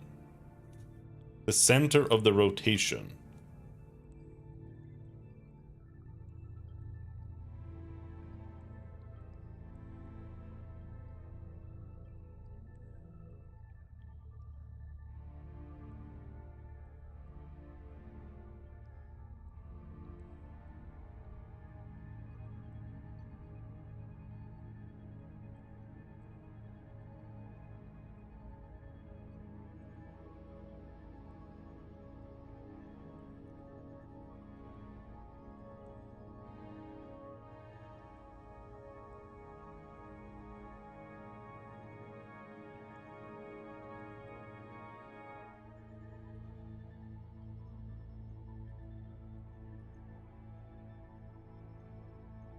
Text color.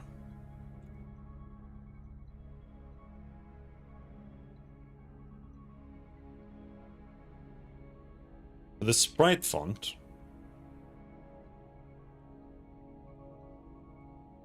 has line spacing. This is so weird because it doesn't take a size in any way, right?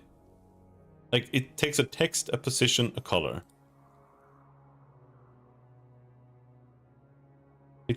It's first here that it takes a scale. Why is it so complicated?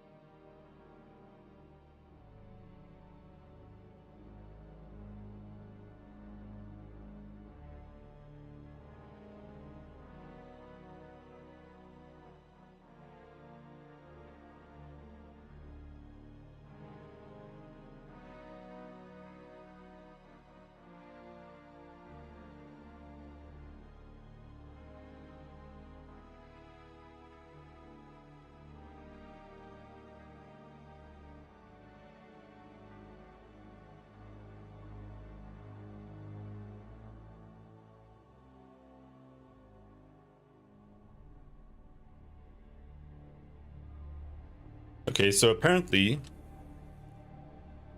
you set the font size here.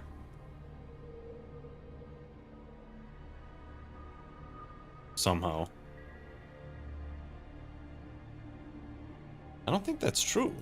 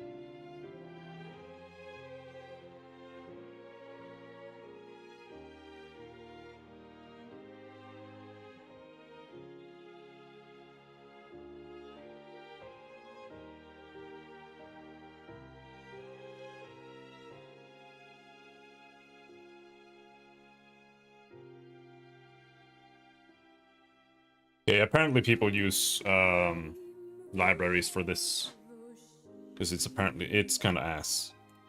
Basically, you have to add this, and then you have to go to the bin, I think. Open up Arial XMB. No, not the XMB. In here, the sprite font. And here it has a size. So you can only set the size here. Yeah, that's retarded.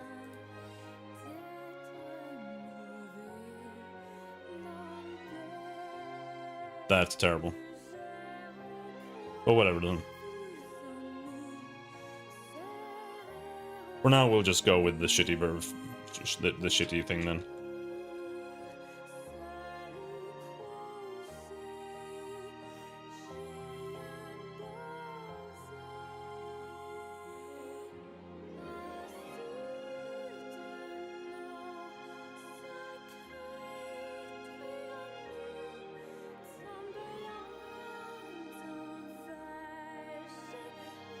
And then we just stop there.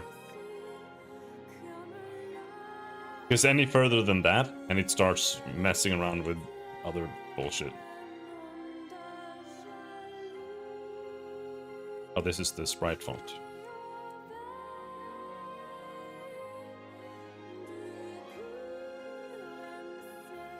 It's kind of interesting that apparently rendering text is such ass that none of the engines actually do it.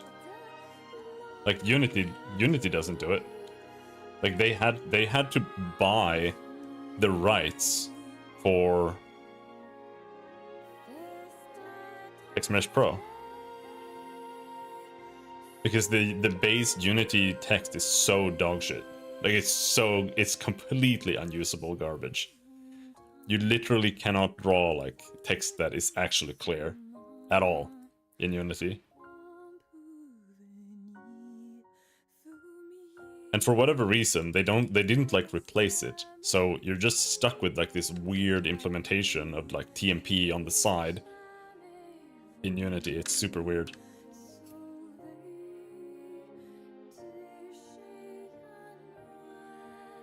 But yeah, we have this. So then we go to the prefabs.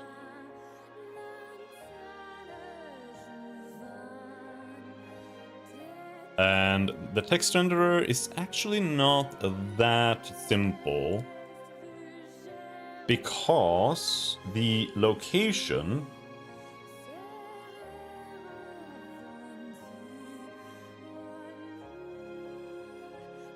is a local position.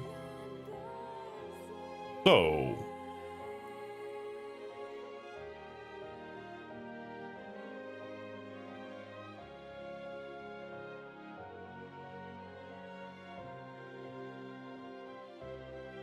how do we do that?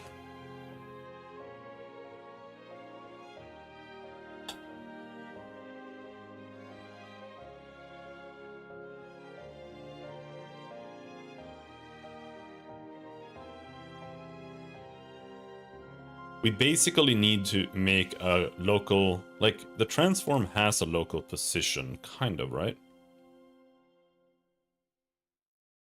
No. Yeah, no here. But it's not, still not quite right. Because this local position is only its internal position within its parent.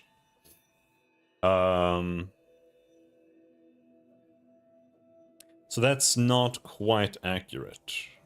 How is the sprite renderer actually handling it? It's got a sprite.rect.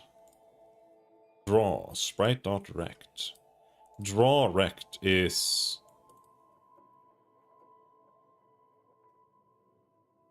entity pixel position.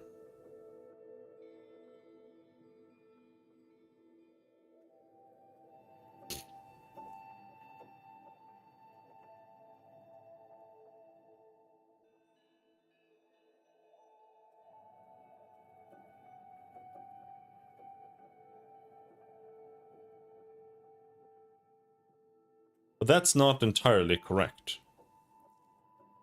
Like, it is correct in this scenario. Because the windows are supposed to be part of of this, right? But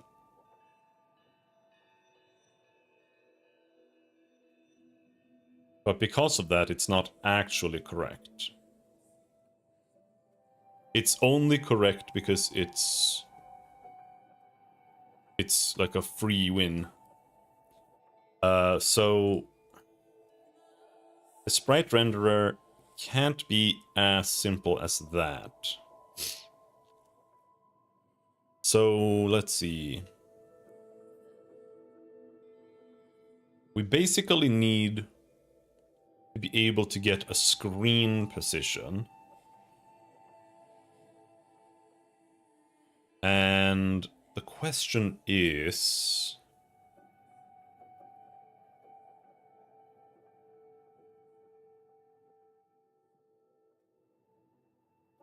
what is the best way to do that?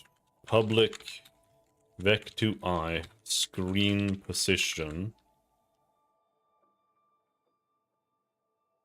Should this be a rectangle?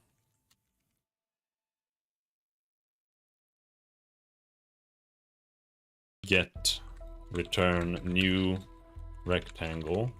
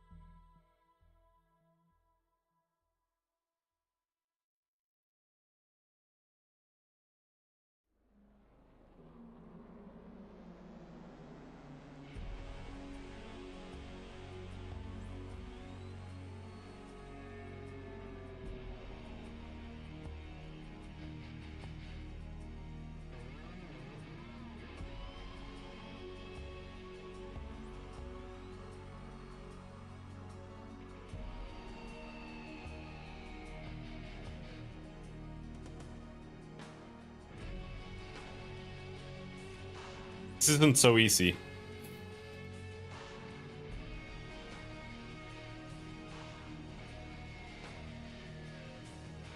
Because it's actual world position.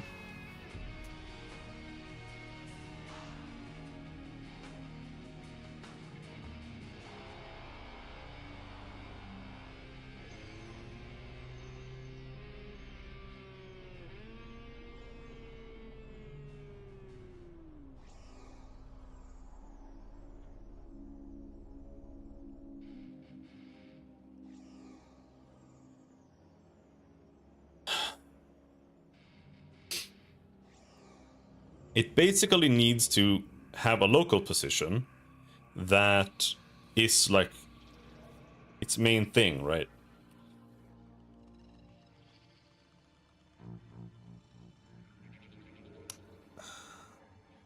So like it has an internal position, but then, man, it's not that easy. It just isn't that easy.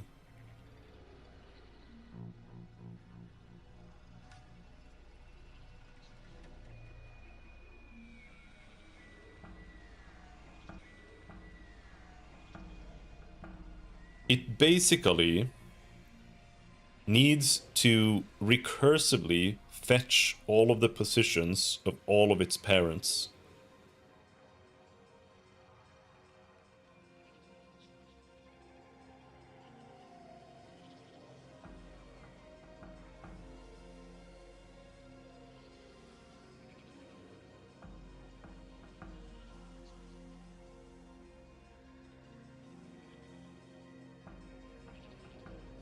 So then the question is, what is internal position? It has to be either world position or local position. What is it?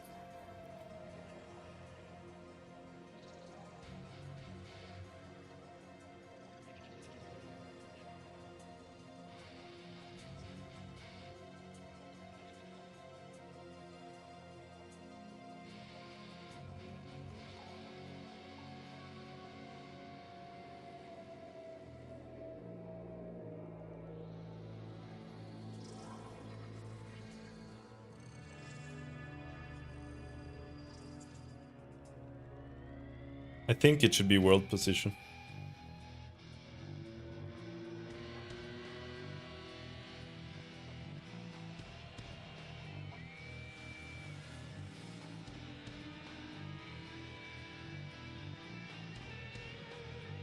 No, it can't be. It has to be internal position.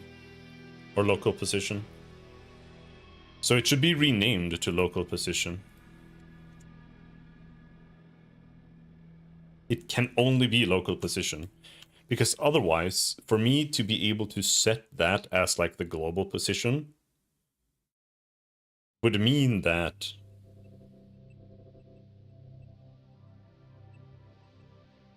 every time its parent moves, it would need to cascade changes to all of its children.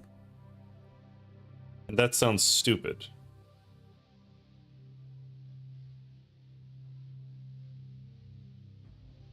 So what we're gonna do is we're gonna set this to local position.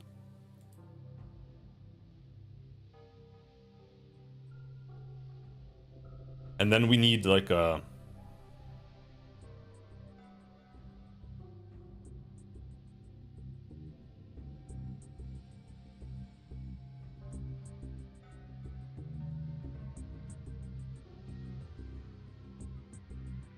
public vec2 global position, which is a getter that returns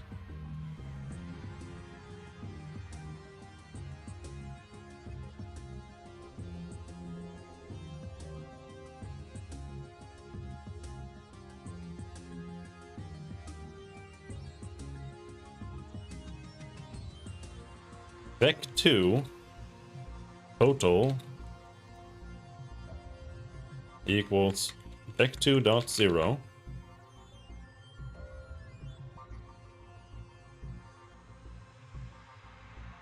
or rather we should say total equals local position. That's where we start, and then we're gonna say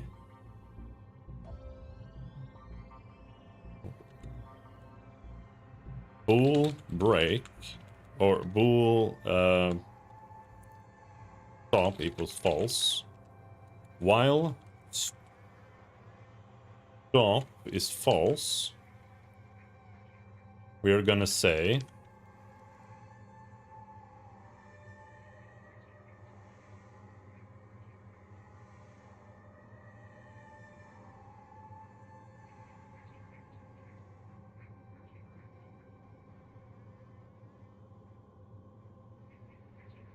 entity parent equals base entity dot parent if parent equals no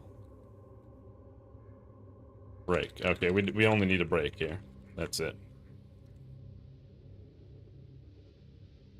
Although we can just have a while here.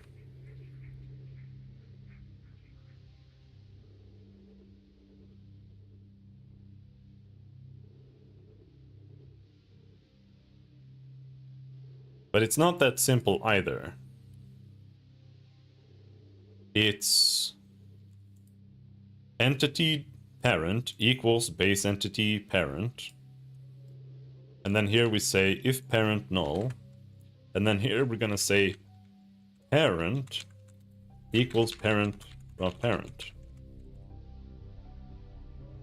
Right? And then we're gonna say total plus equals parent dot transform dot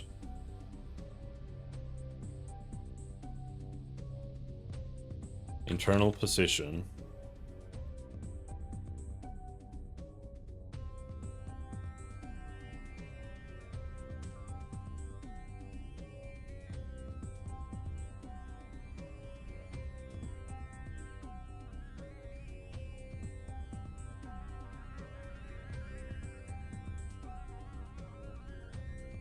return total.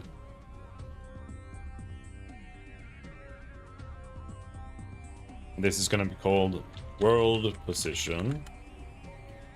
Internal position is local position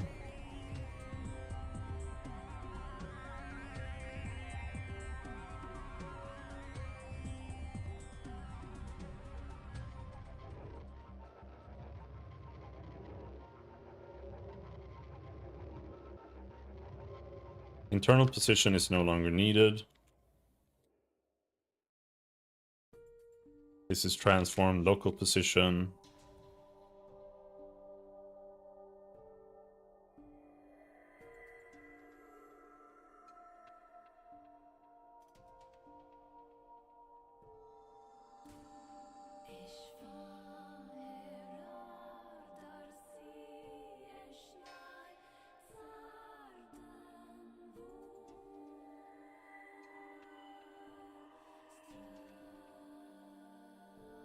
And that's how it has to be. And here, for like scaled pixel position, this has to be world position. Pixel position is... Well, I guess it depends. Pixel what position? Pixel... local position.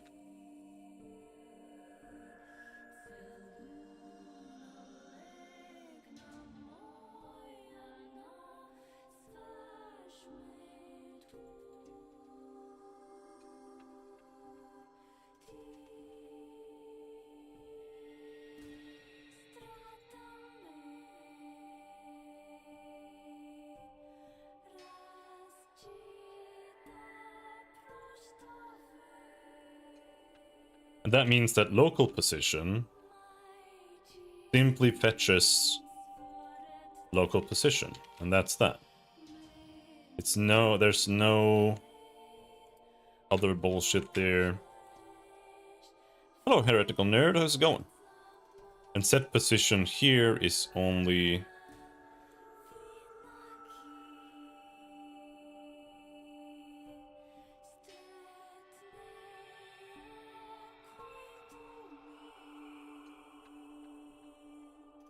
And we don't need to translate either.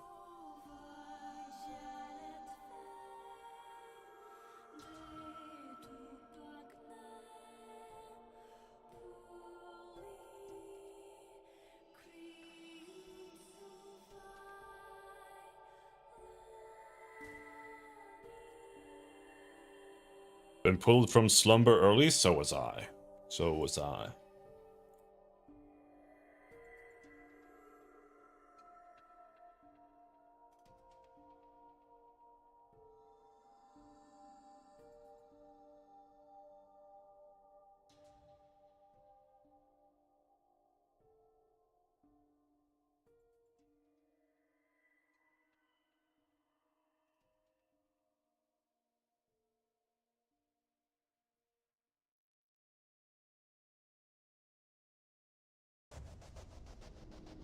Wrecked.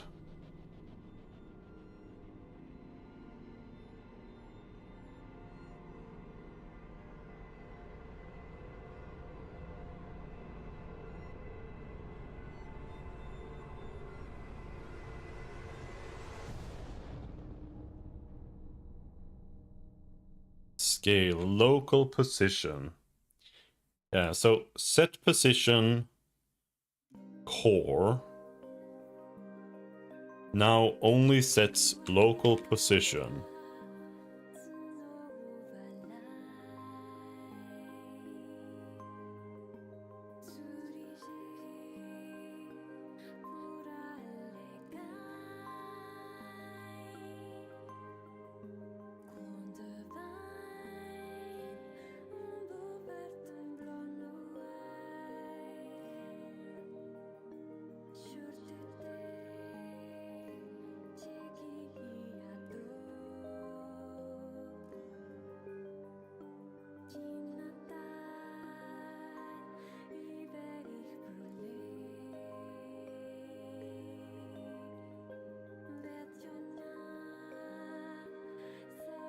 And then a screen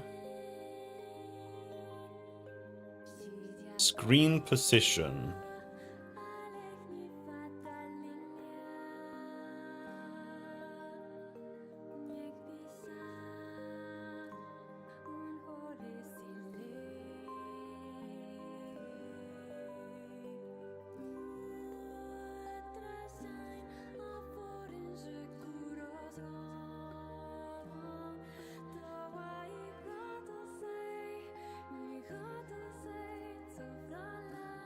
That's then gonna be...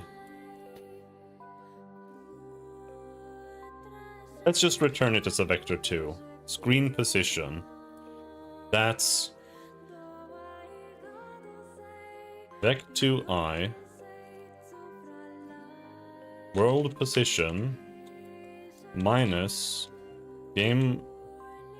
globals dot main dot camera dot position.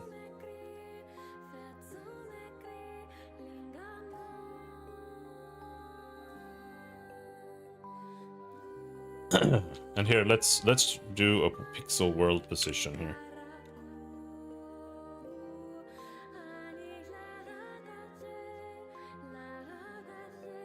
That's what we return there.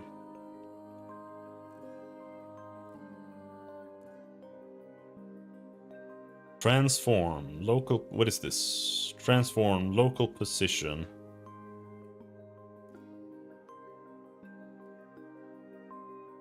This is just set position value now, and that's it.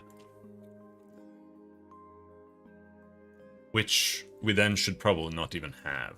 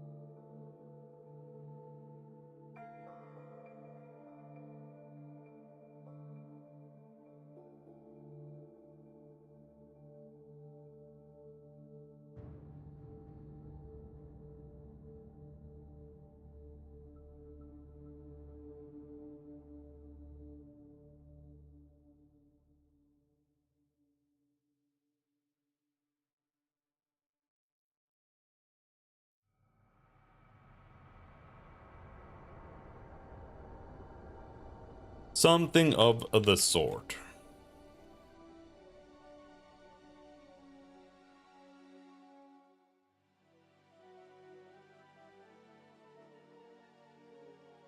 And then what I want to do is, let's see, in the sprite renderer, I guess. Here we get a position, which is the pixel local position, which is now wrong, very wrong.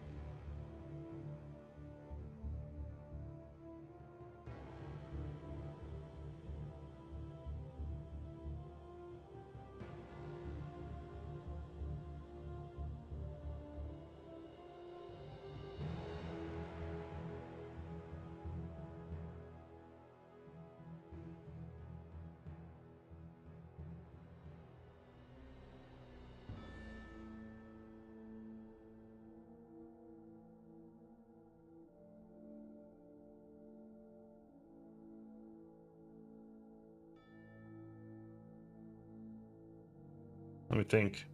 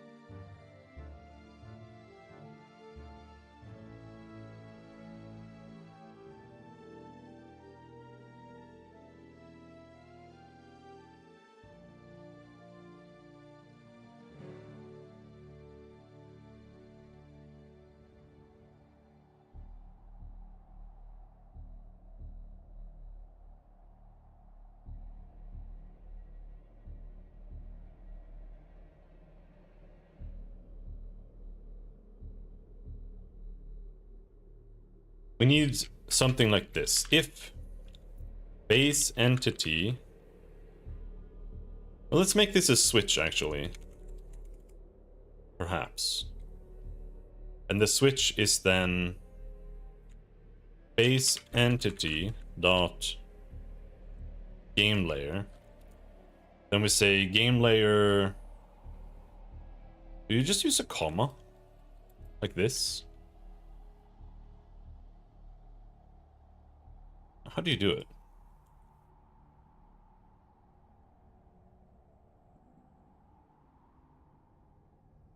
No, you do like this. You just do like this. You just skip the break. That's how you do it. Right? And the hex doesn't use the sprite renderer. So game entity and game GUI will use one solution, while these two will use another solution. So here we will set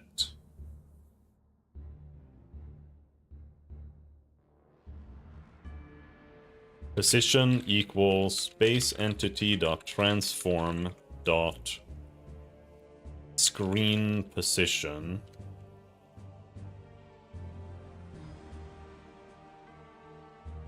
And here its position equals base entity dot transform dot world pixel world position.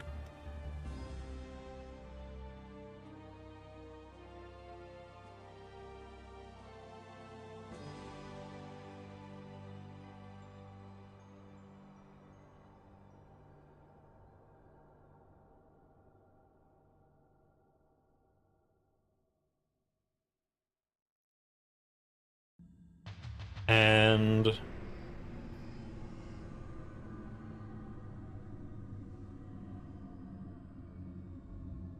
then here in main controller, we are creating a bunch of test windows. So we can try putting one of them as game GUI. Maybe.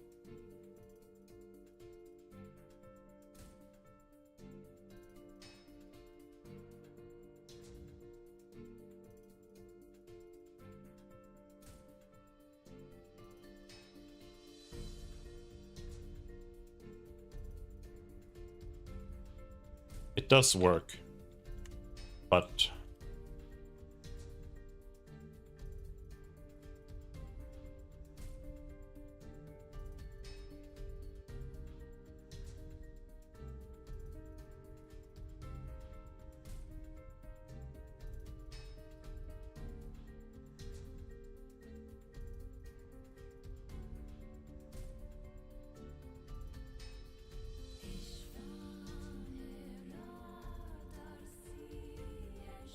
there we go.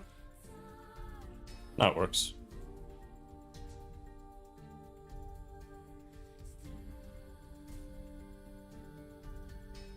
Click doesn't work there. It does work here.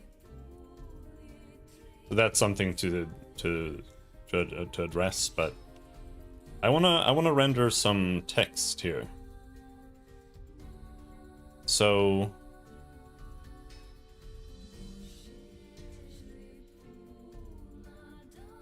what if on the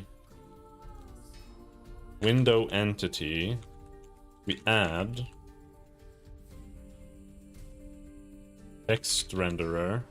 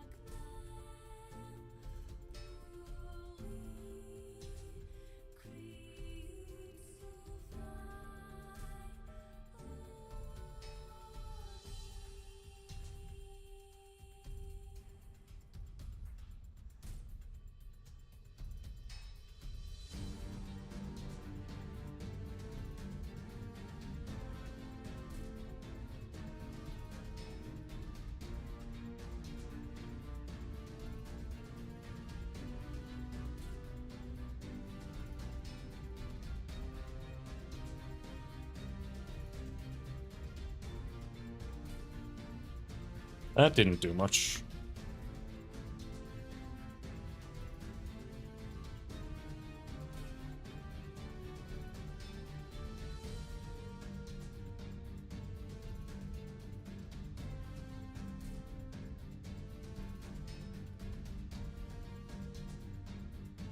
So I'm drawing it in location here. I mean, I feel like this should render, actually.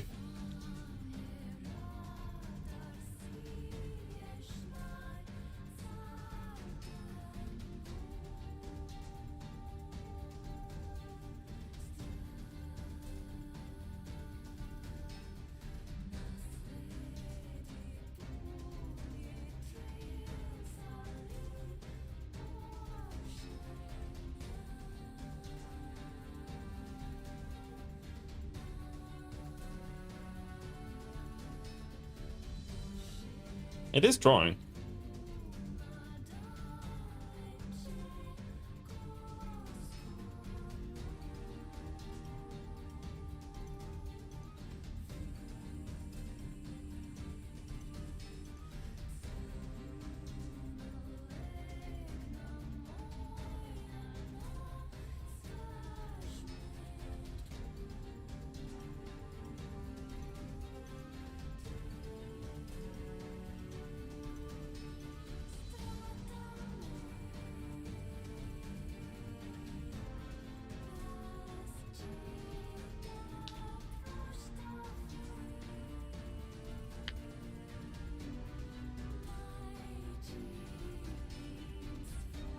It is giga snowing.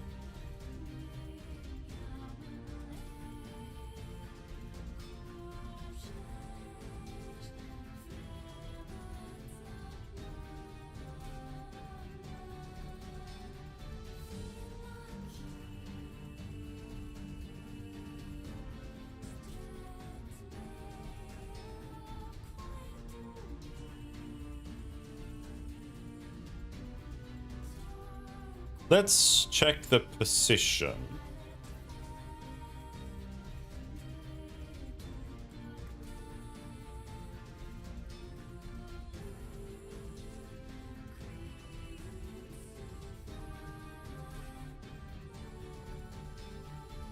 Wait a second. No, this is.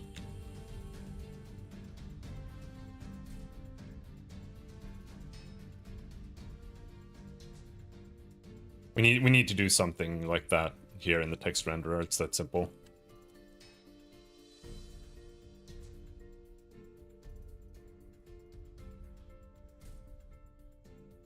Like,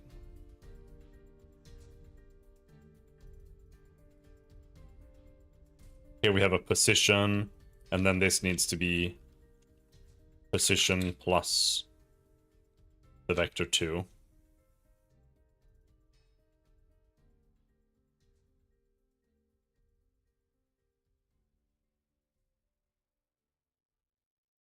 Let's just run that right away and see what it does. Aha! Aha! Aha! There we go. All right, so we have text. So we have actual windows now.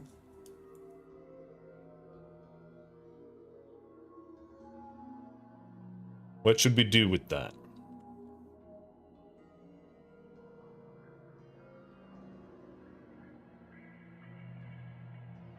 We can make, let's see.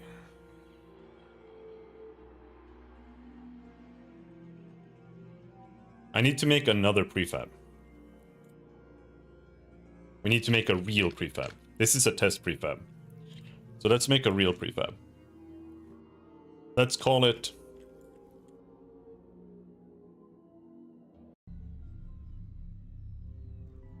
Hex Information Window. That's what we're doing. Heretical. A hex information window. So then, what kind of size should that be?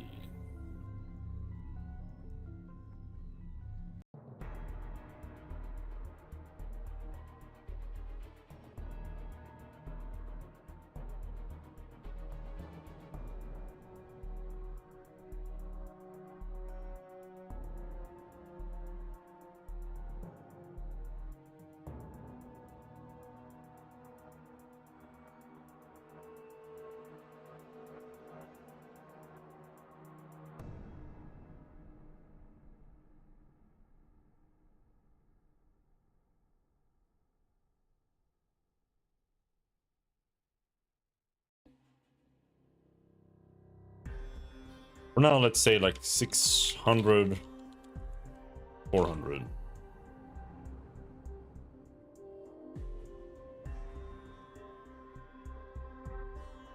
But we don't, this is gonna look like shit. No, it didn't look like shit because it's not, we're not actually doing the thing. Let's go here. And then this should be a, let's actually make it a static GUI, and it should be a hex information window.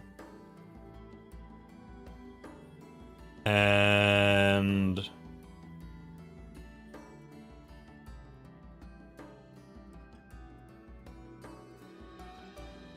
dude, I want the prefabs to be like over here. And it then needs a position. So we're setting the entity, which gives it a transform immediately. So let's say window entity dot set position dot transform dot set position.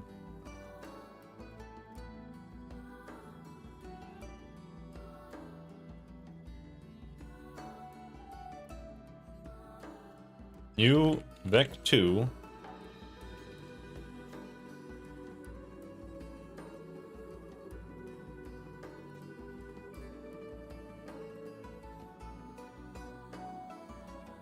let's say 920 minus 600 and 80 minus 400.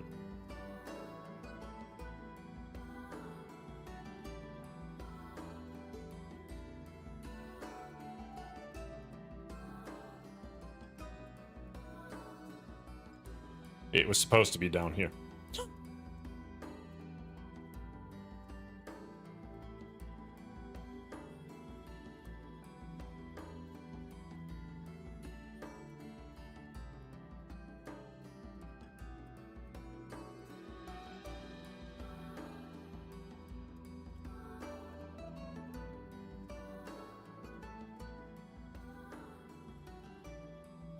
I mean...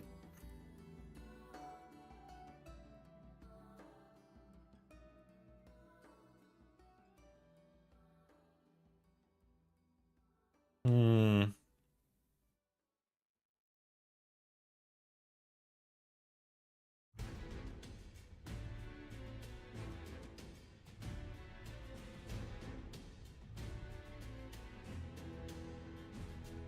I am a little confused as to why it's there. Oh, it's because I'm setting a transform here. Yeah, the transform needs to be set at the end. That's right. Ah, there we go.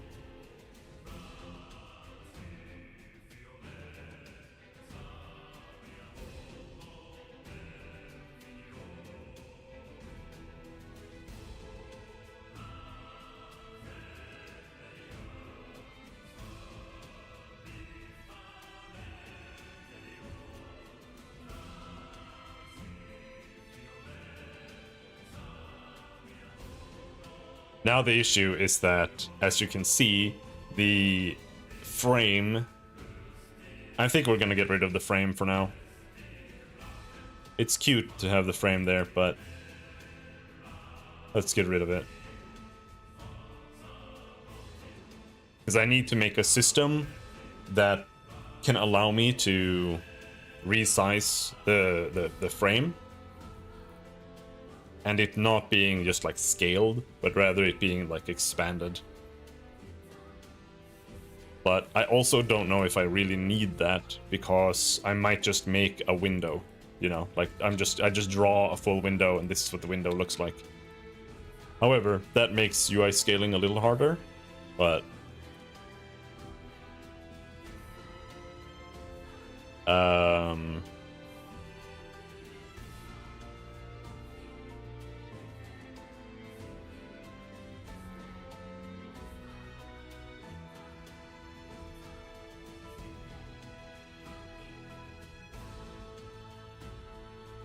yeah, now it can no longer be moved. Dynamic windows are above it. Always, at all times. Game windows are below it. We can't drag out from it. Actually, I can't click to drag this, but whatever. Okay. So then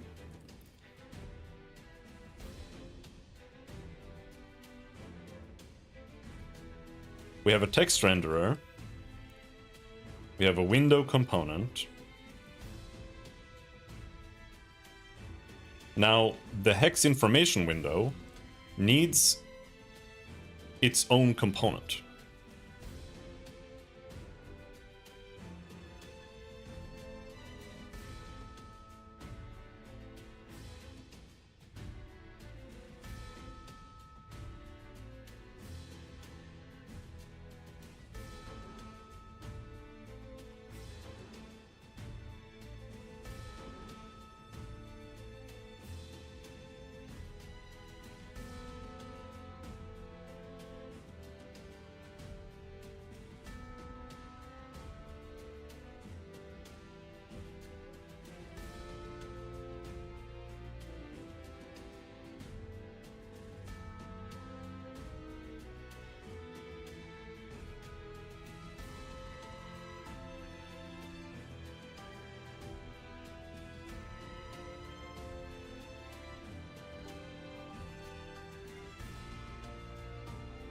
Oh, this piss. I slept until now? Oh, shit.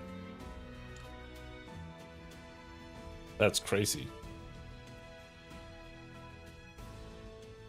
What were you doing last night?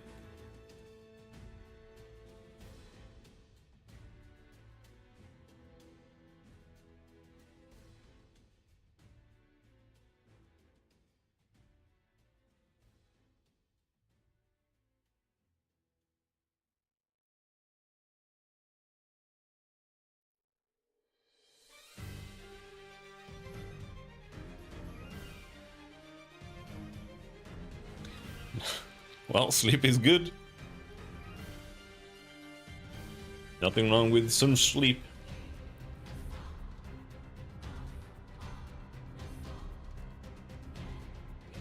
So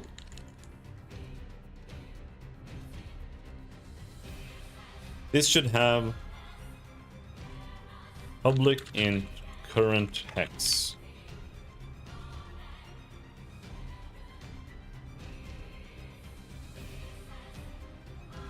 -1.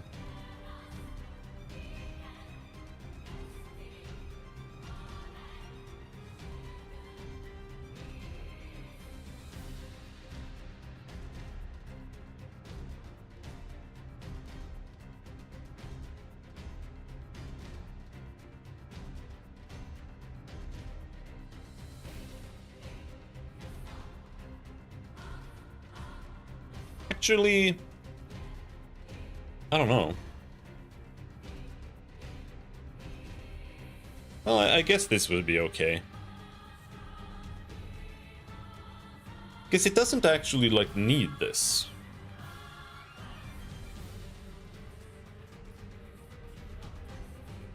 Because I have two ways I could do this, right?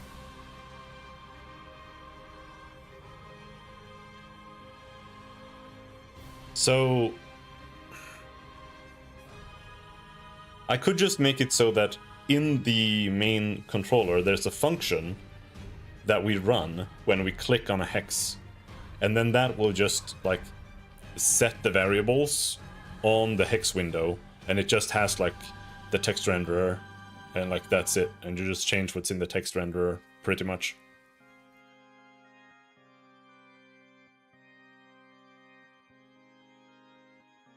Or I could have this object's hex info window component linked in the main controller, and then we access this through there, and then we like on demand run updates there. Or we could just, when we click on a hex, we just make the hex the selected hex by just setting current hex equals and just the master ID of the hex. And then the hex info window just reads every update to check for the current hex. And if that is changed, then we update.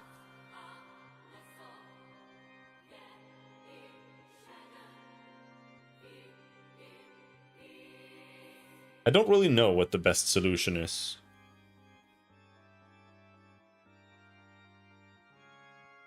Like I feel like on demand is good. Do I really want to run an update on the window every frame when I don't really need to if I just make it on demand?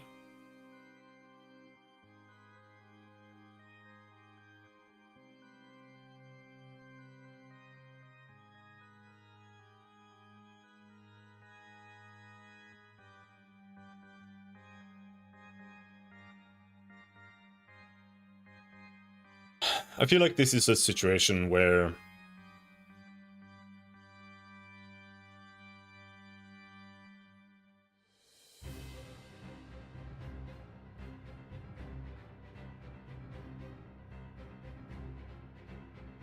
none of the solutions are really that much better than another.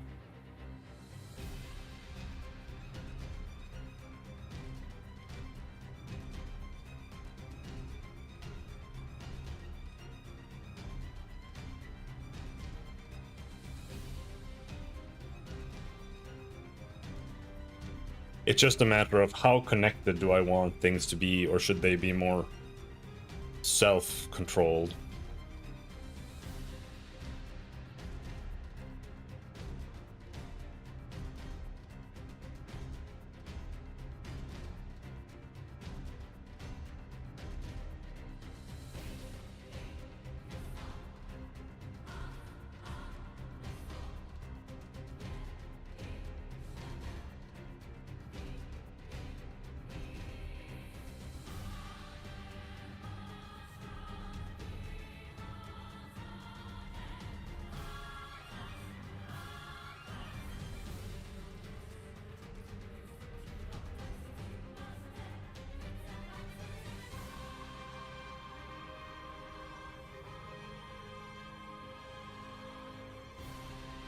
I honestly don't know if I have an opinion.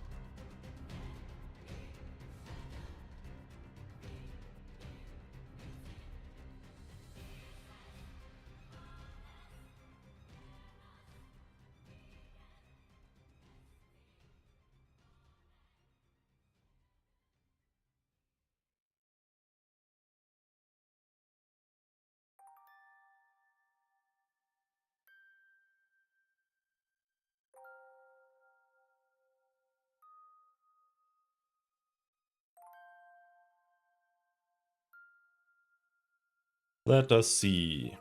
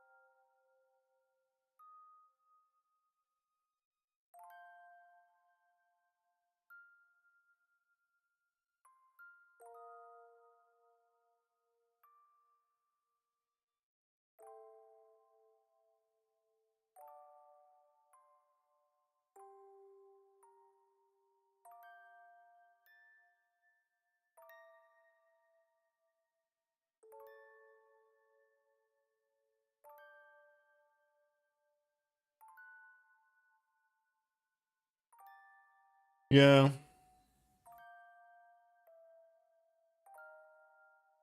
Let's do that. We'll make a function, or no, we'll make a component.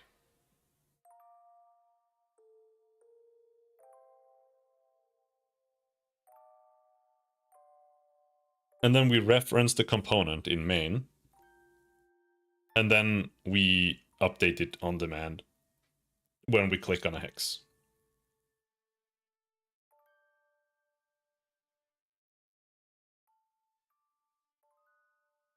I think so. And then here we can have public void update hex info window. Or we can just say update. Well, no. What should we call it? Just like execute?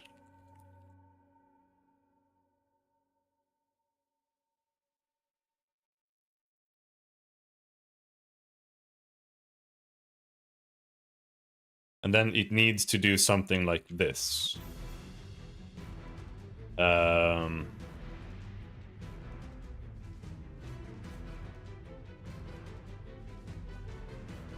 It should have a public text renderer here.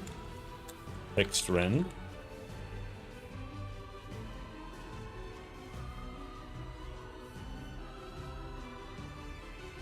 And here we should say text rend. Text rend equals entity.getComponent text renderer.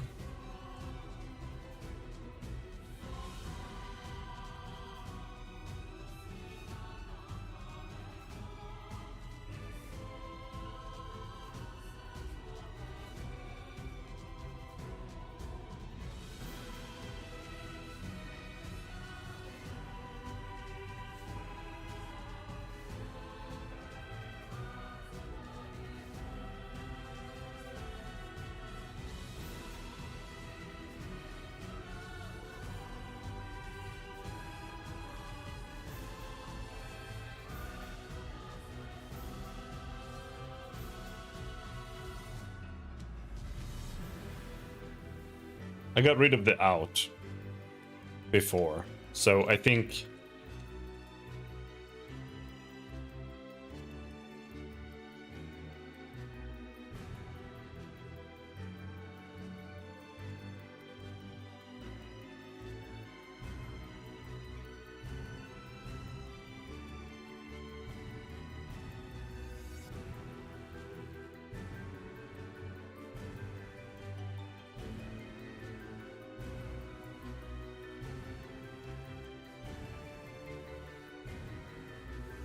we'll just do that.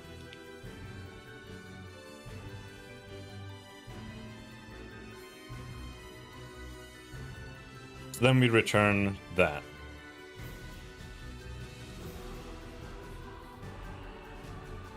But we could also just say text rend equals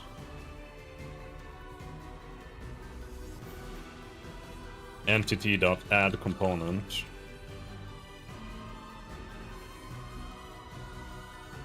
text renderer.create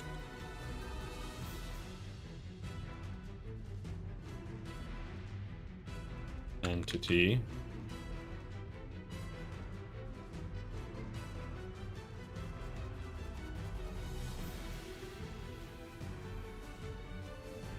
and that way it will just, it's kind of the same. It's just an additional check to see if it exists in the first place, which it shouldn't need because we're just gonna make it correctly in the first place, so it doesn't matter. But I'm doing it anyway because for some reason.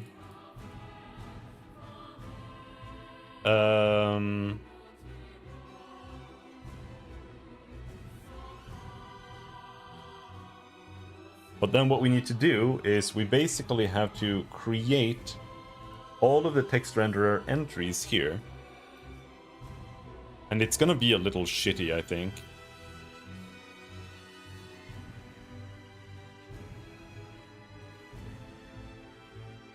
So we could create some... well, whatever. We'll see.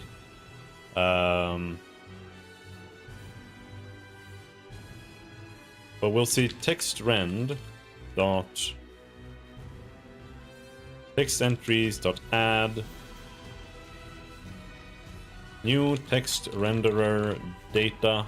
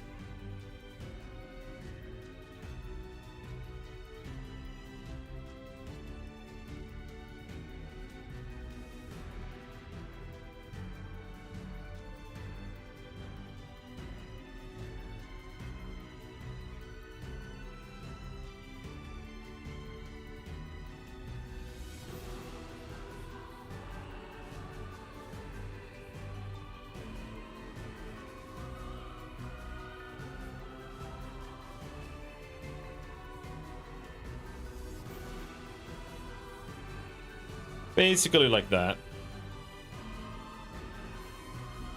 And then we're gonna just need to have entries, right? For whatever info we want to have there. Which might be like name.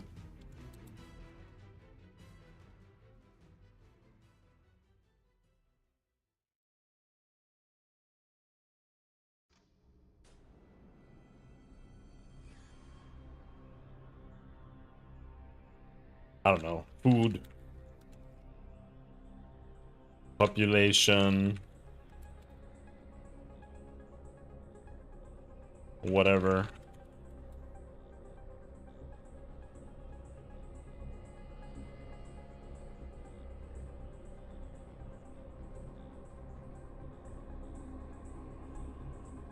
And this should then be at like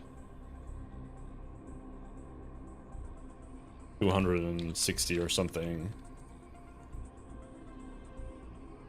This is at 60, 90, 120, 150. Oops.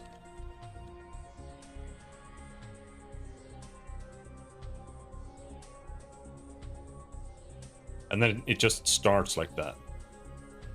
And then here, what we're gonna do is we're gonna say textren.entries, and then we have to access them like this. And then we're gonna update their strings only.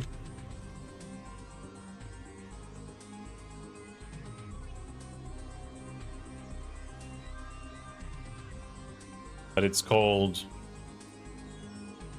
text, it's text.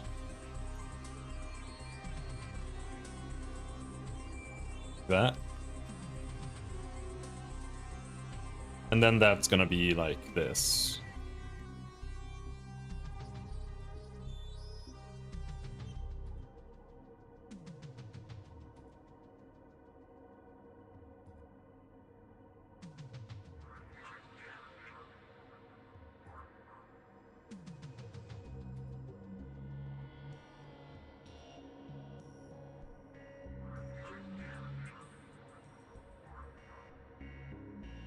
The hex info doesn't need to be updated. Now we're running into an issue though.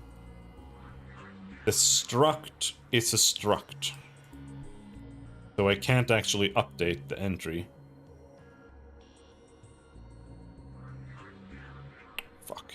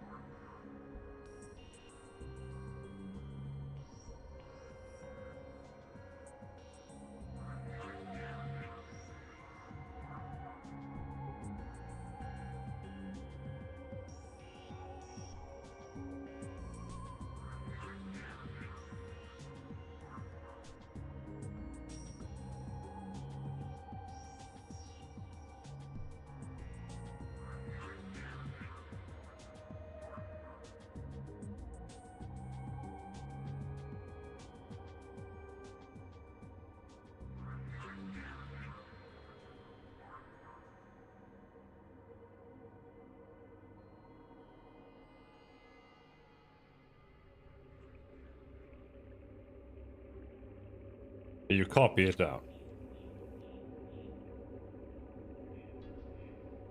So it's gonna be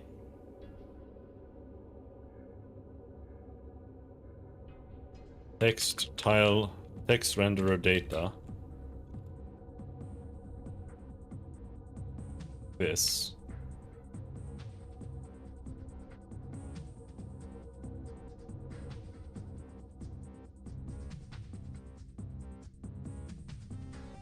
And then this is gonna be td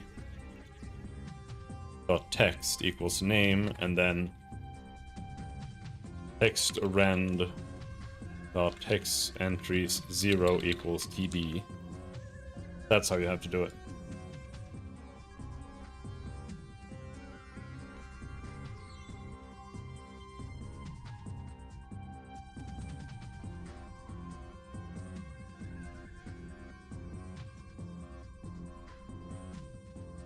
And this is then 1. So it's gonna be 1, 2, 3, 4.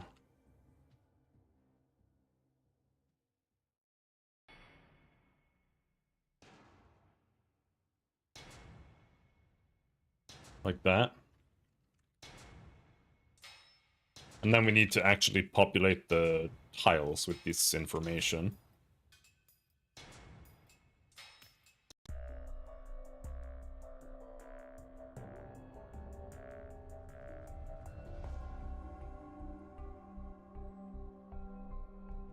But maybe I should just make them a class. Like, is there any reason why this is... Text renderer data.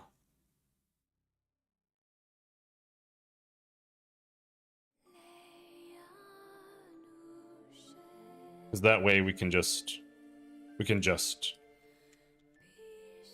do what I was doing. Right.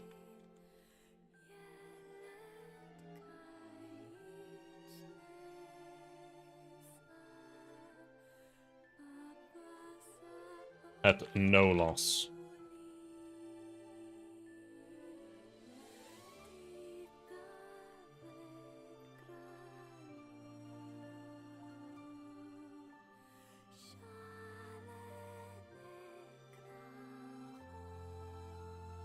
And then we're gonna say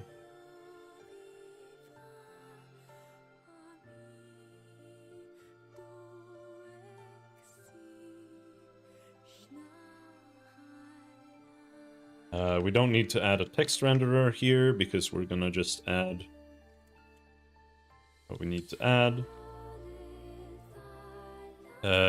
Window entity dot add component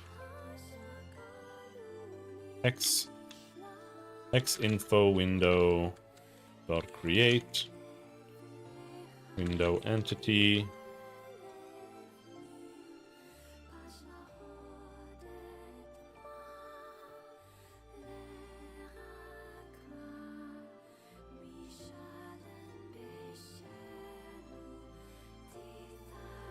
what we'll say is hex info window.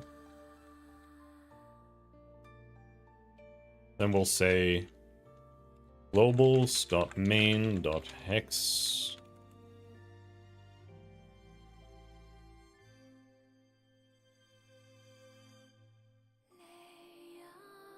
public hex info window equals hex info window, like that.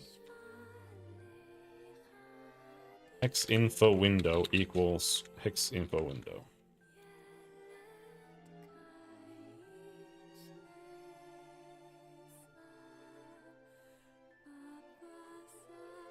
Now it has name, food, population, whatever, right?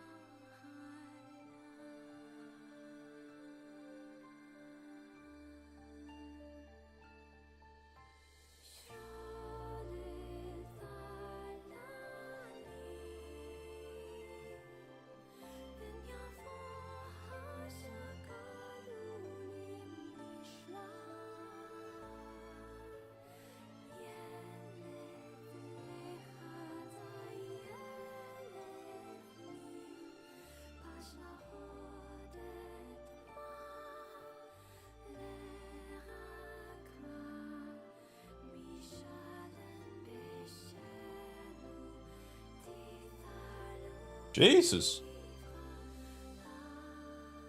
Just that much snow fall off the roof. It just started snowing today.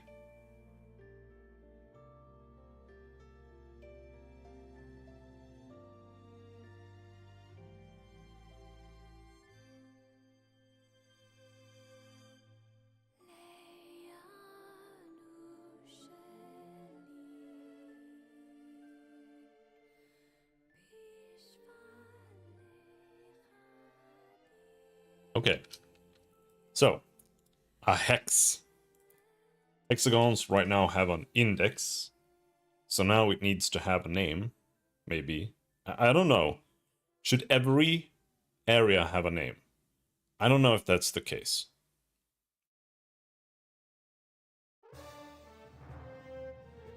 But I think it should have a name.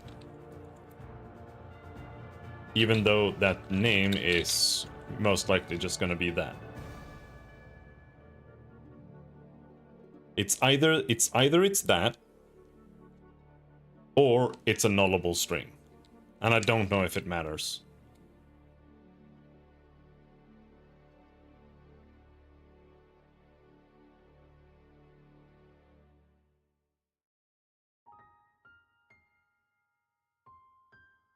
The annotation for nullable reference types should only be used in code within a nullable annotation's context.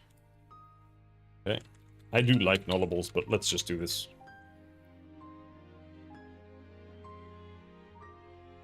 Public type. Did I make that yet?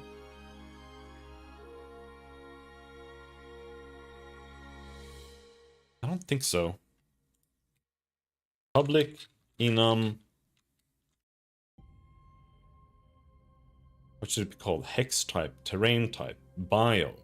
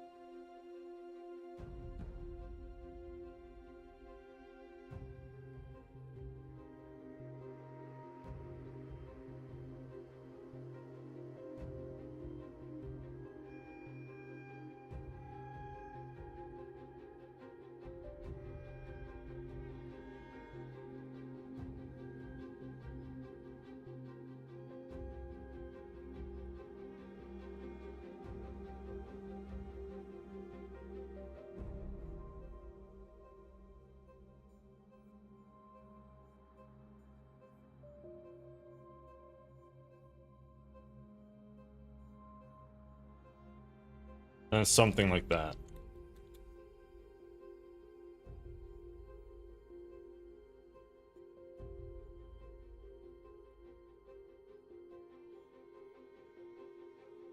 Does the hex need an int?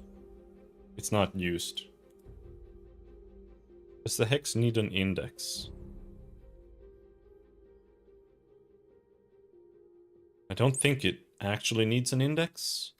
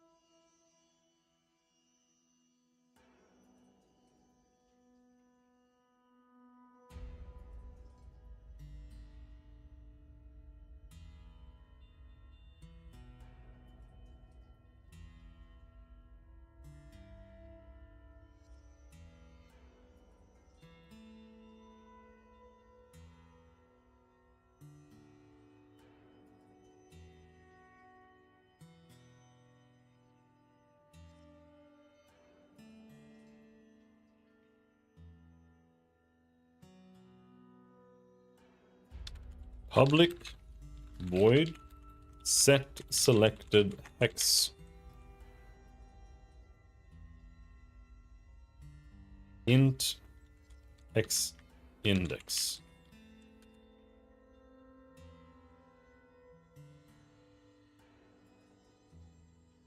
The selected hex is the hex position. I guess we can just pass that in for now.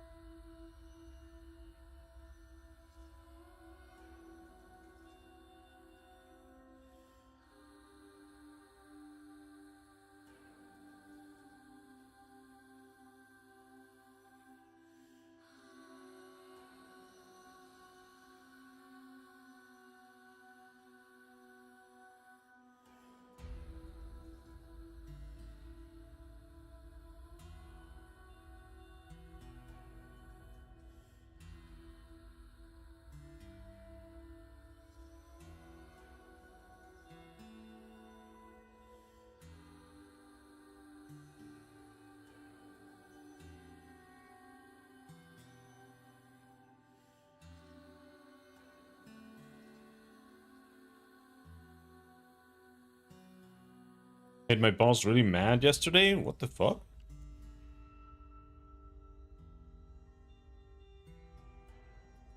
What'd you do?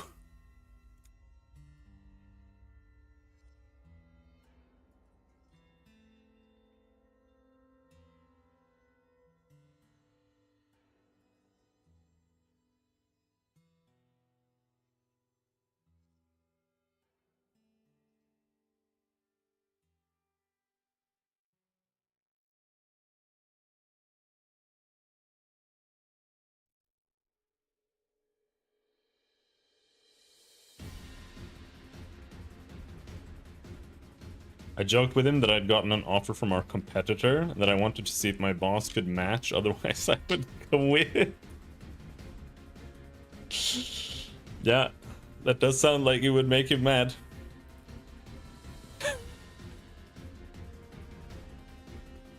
20 minutes later I said it was a joke. Oh, you left him cooking.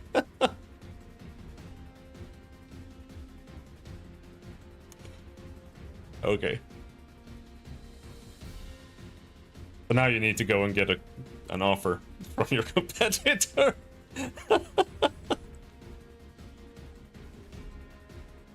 He's a shit who underpays us, fair enough.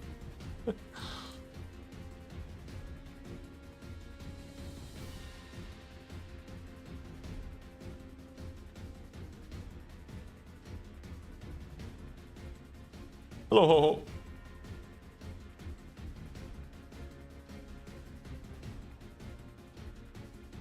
I have gotten one, but I declined. Yeah. How goes? We'll find out.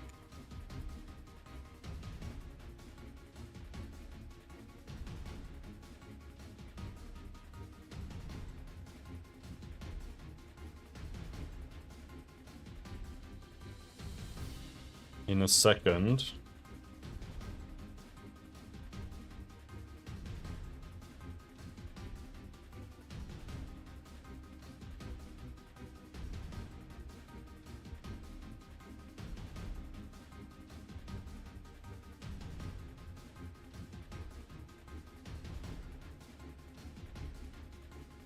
I don't really know what I want to get here, but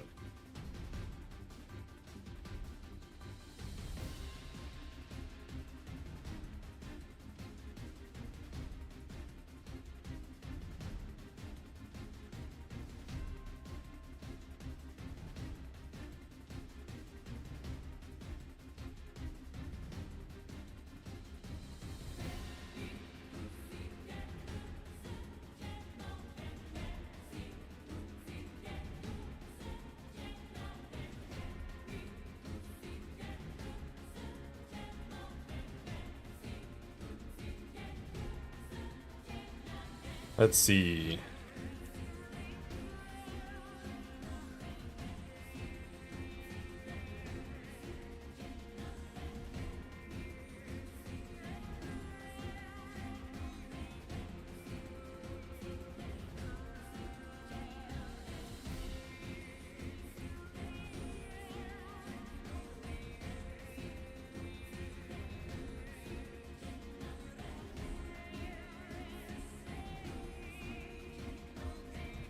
Oh, yeah, fuck. This isn't done.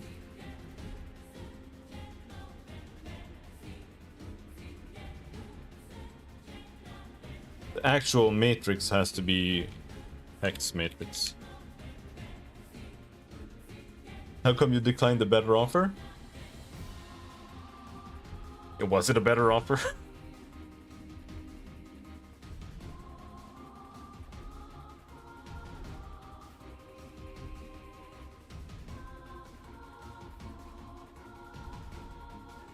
So it does need to have an index, but because the index is hex.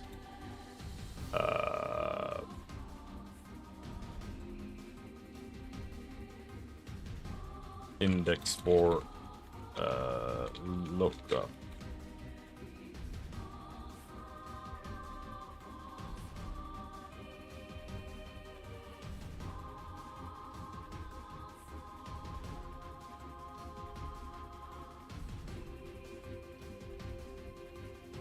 And then here we need to set the new hex.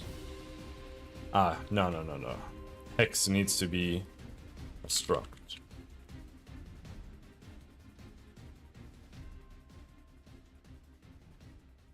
And in that case, it shouldn't even exist here. It should just be in the structs. We already have a struct hexagon.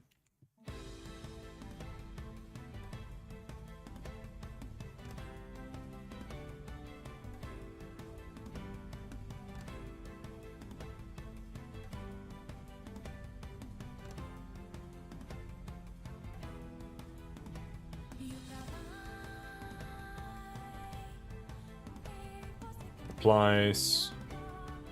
Let's add population in here.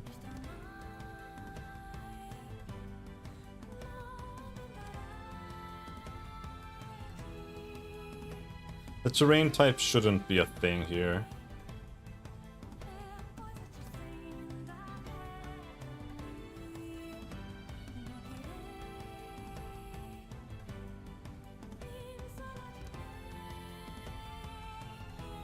Float population.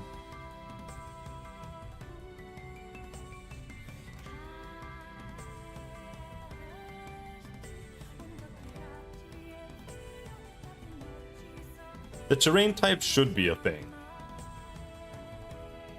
But it should be fetched from the tile sheet, the tile ID. So I'm gonna remove this hex. Where is that?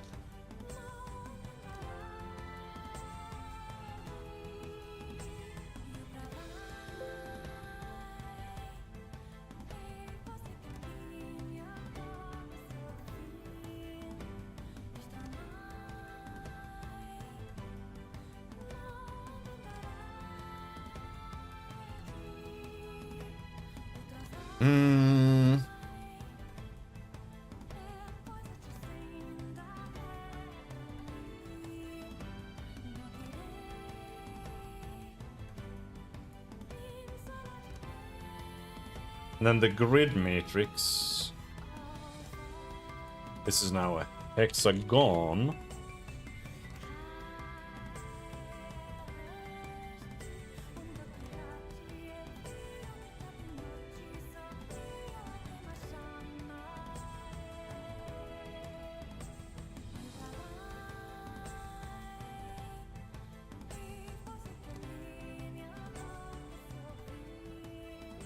Hexrect. Oh, that's bullshit.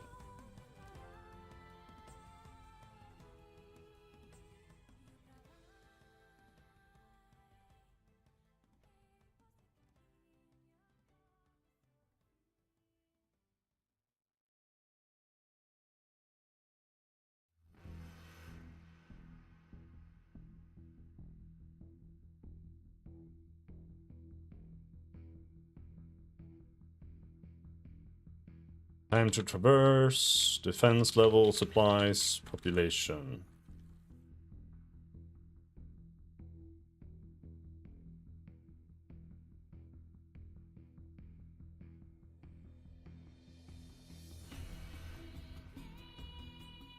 And then here in main controller, the matrix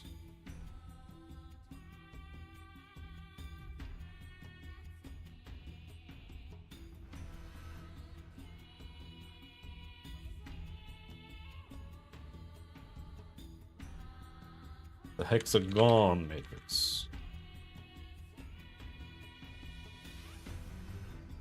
But then this is not doable. You can't set this, right?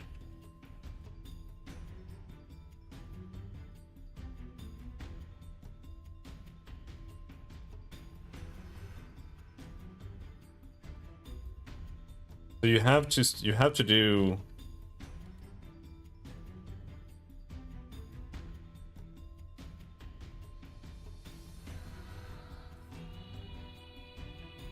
four.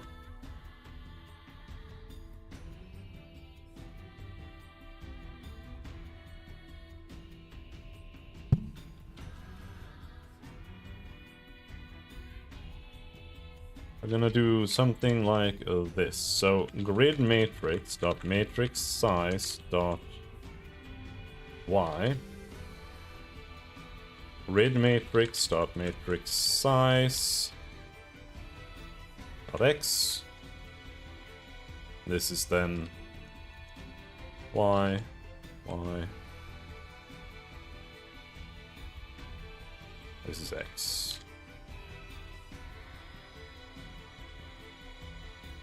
Then we're gonna take the grid matrix, and for each entry, x, y, we are going to say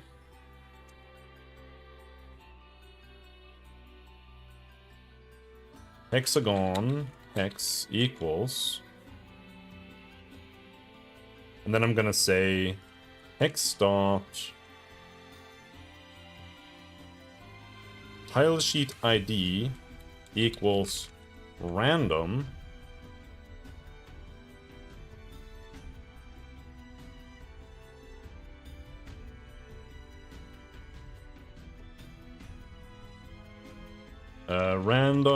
rand equals new random rand dot next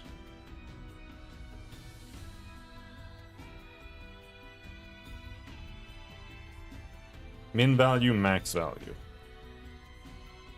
Inclusive lower bound. Max value. Exclusive upper bound. So we want... I actually don't know. How many did I set up? I think I set some up. It should be in globals. Hexagon list.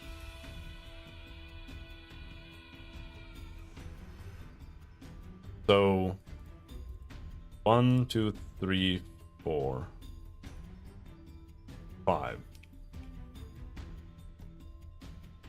1 and 5.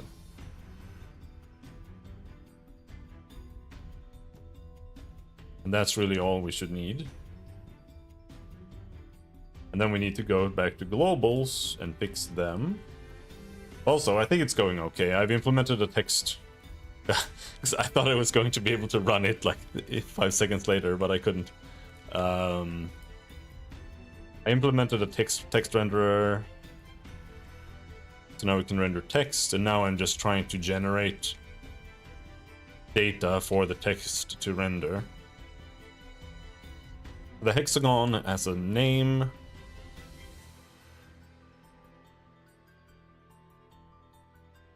Wait, hold on.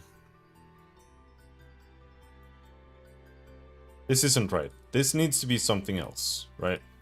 Because this is what the hexagon contains. And what we need is a public struct hexagon hexagon type data something. I don't know. Right? And that needs to contain a public rectangle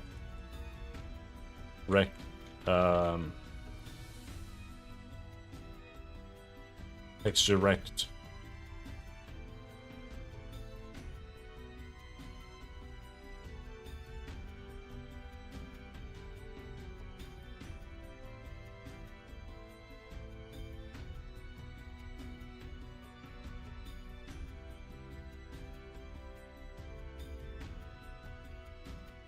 Public string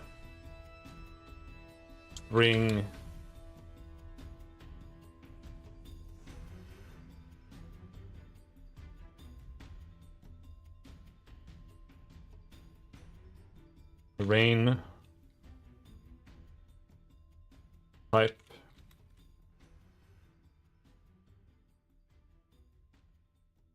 public terrain type.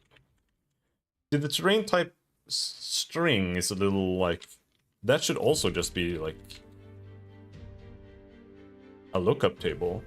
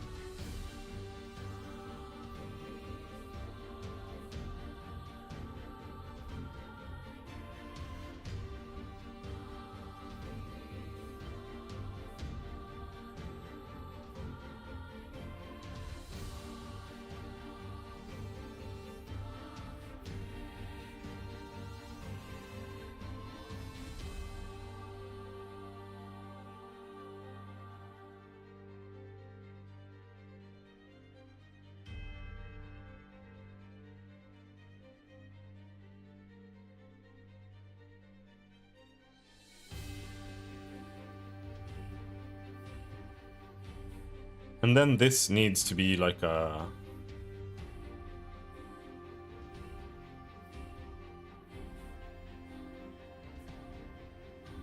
terrain type, none. Water, plain, forest, mountain.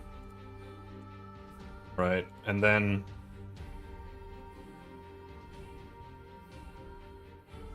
here it's gonna be like public static string hex terrain type names.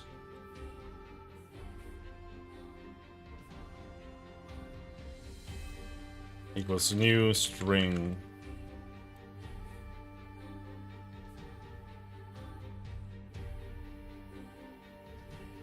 And then we take these, put them in there.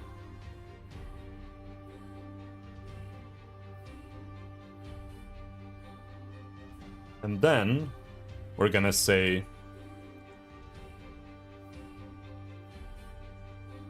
public string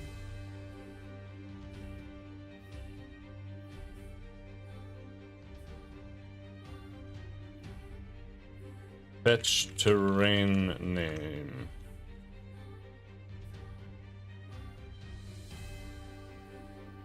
Is that really worth it?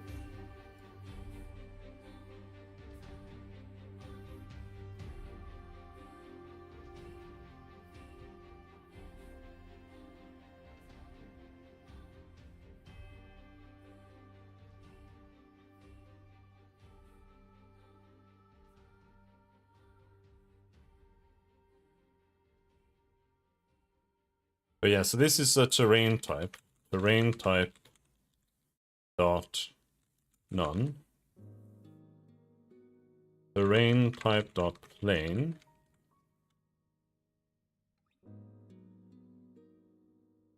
terrain type dot forest, terrain type dot mountain,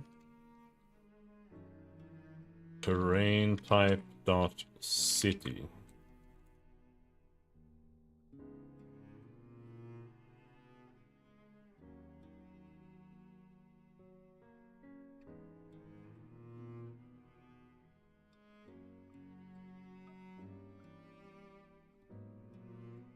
I guess.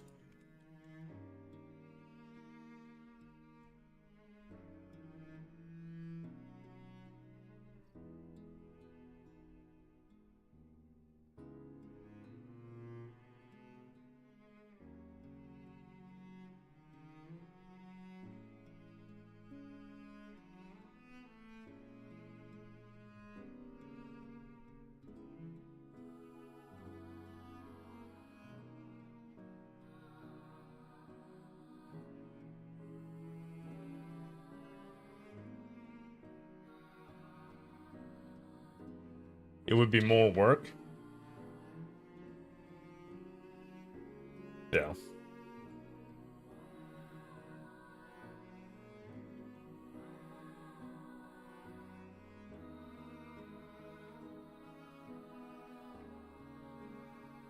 Thinking of watching for a job that ain't about cars. Yeah.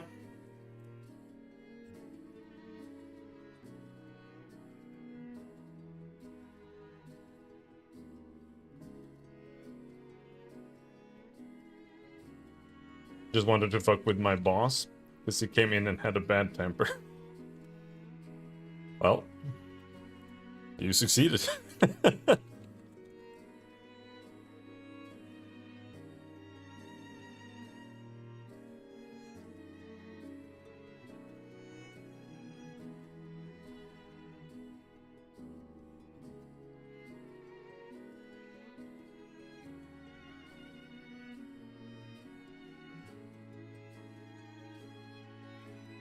Okay, so here we're gonna say if hex name equals, then we're just gonna say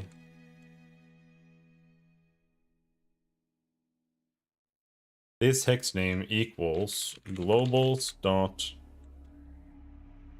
terrain type names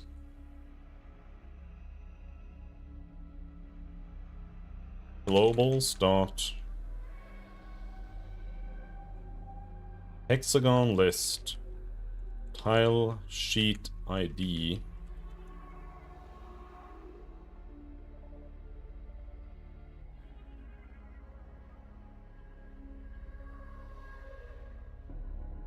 this hexagon data type.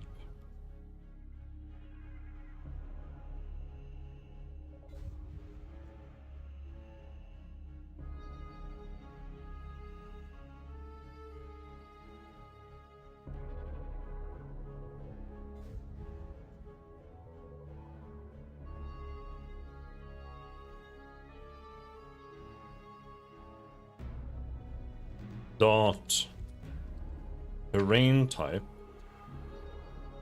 I feel like this is so bad. I didn't want to have a function, but I guess we should have a function.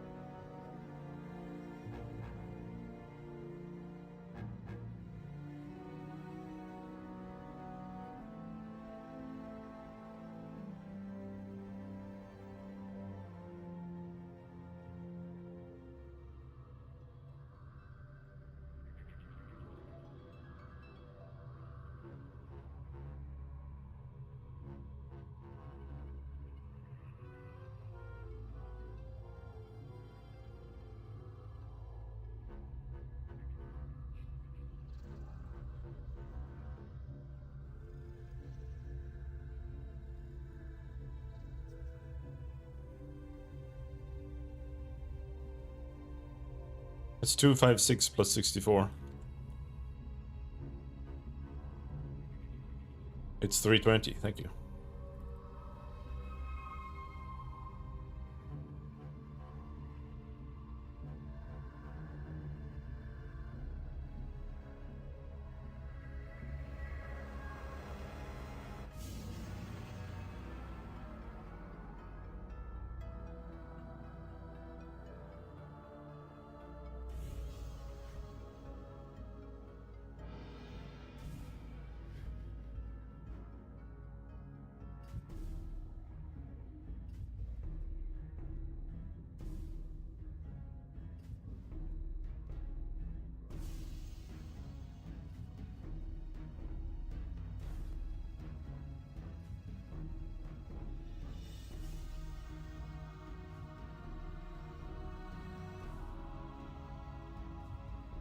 Empty water, plains, mountains, city.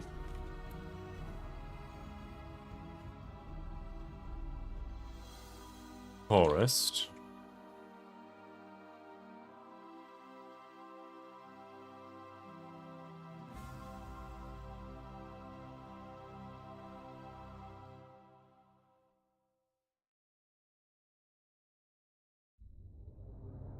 Global start. Get terrain name.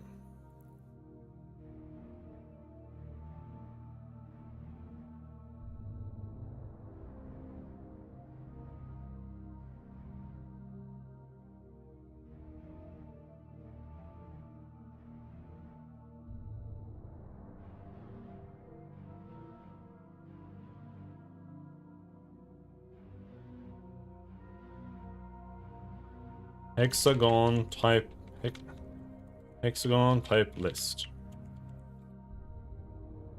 And we get the terrain type, and then we get the terrain type from there, and then we cast it to an int. Man, I feel like this is so bad. And then this is tile sheet ID, which isn't what it is. It's a hex data ID.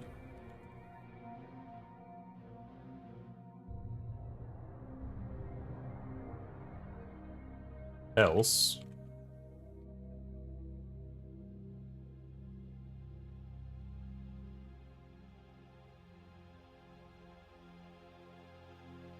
whoops. Hex data ID, hex data ID, hex data ID.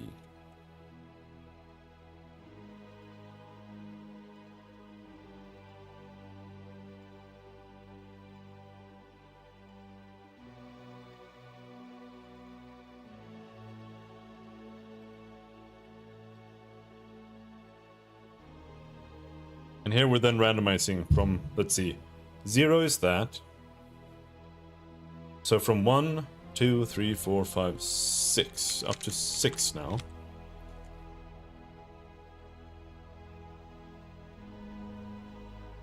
And then hex dot population equals rand dot next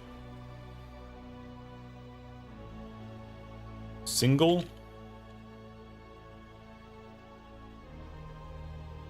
times 1,000,000 or something.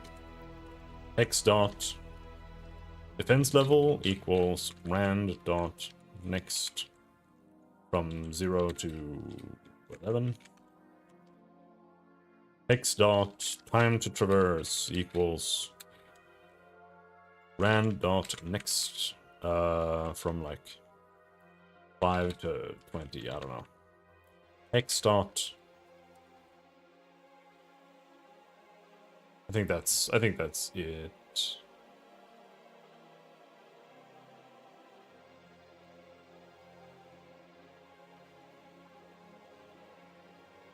Supplies equals rand dot.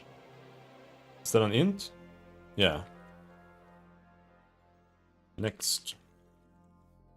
Let's go with like 500 to 200,000. Right?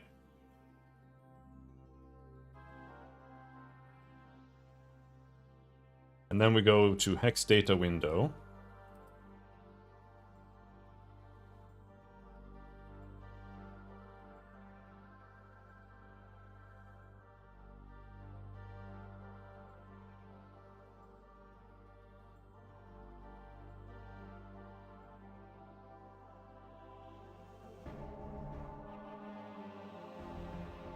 as such.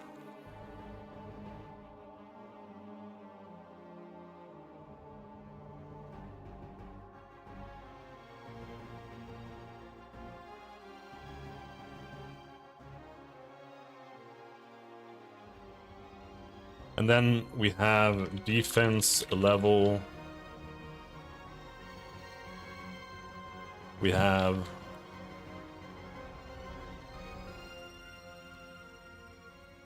time to traverse.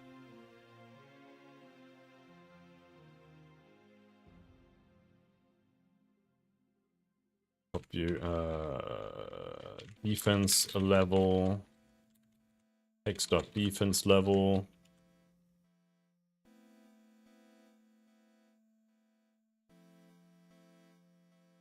Time to traverse. Time to traverse.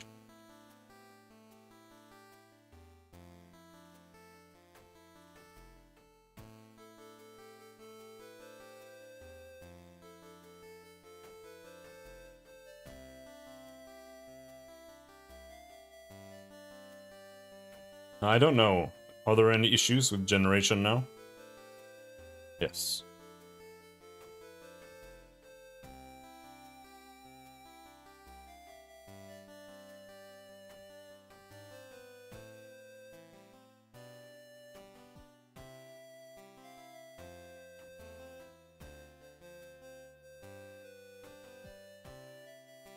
Well, we don't need to do this. The grid matrix initializes it right away, so we don't have to do that. That was setting it to be all water, actually.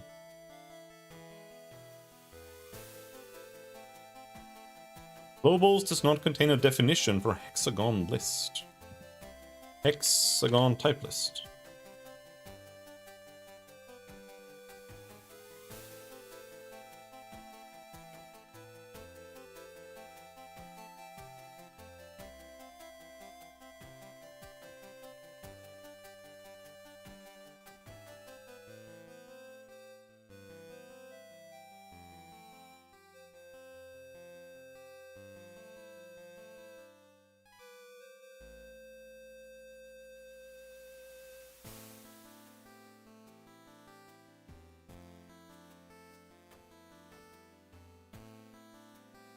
That didn't work so well.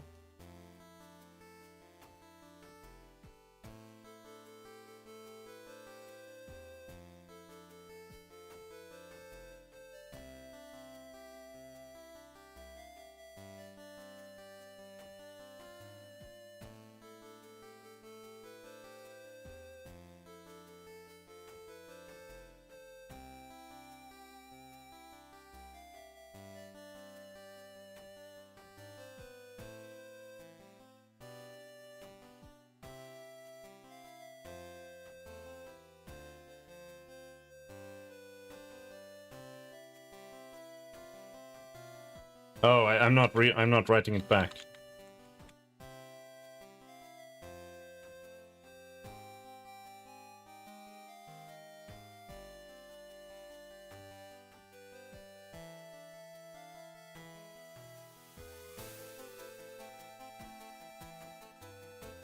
Aha, there we go.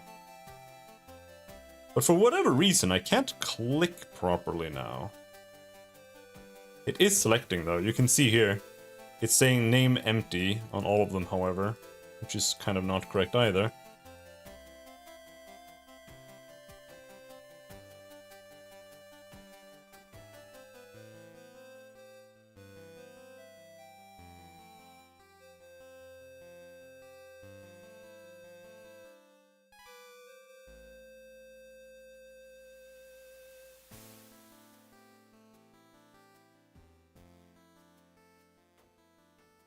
This should be new hexagon, shouldn't it?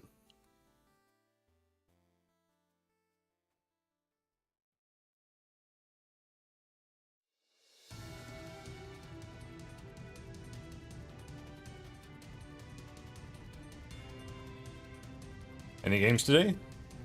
Probably, yeah. Not sure what. Haven't decided.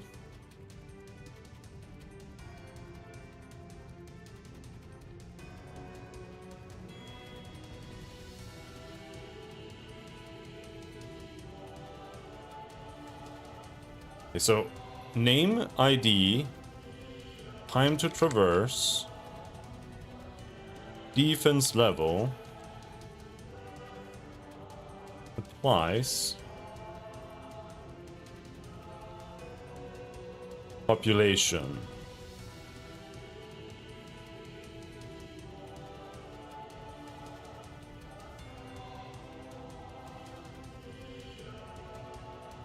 Okay, so now it says, I click on this, it says plain. I click on this, it says plain. This is mountain. This is water. Which means it's incorrect because this is plain. Also, I didn't upload the hex sheet.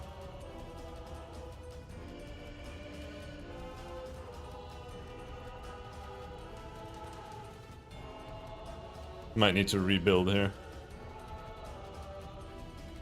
I'm not sure if you have to rebuild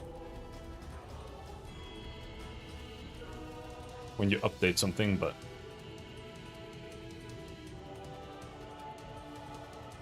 yeah, so now we have forest there. So now why does the click not work?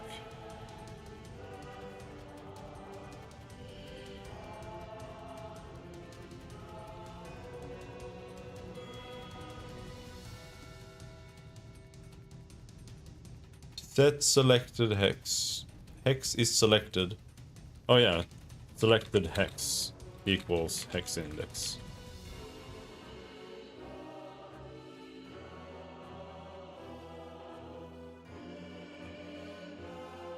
There. Mountain, forest, water, plain. Right. City. So now it says time to traverse twice. Oops. But now we have food, population, defense level, time to traverse stuff. I really don't exactly know what I'm gonna put in here. I do think population is something that should be there.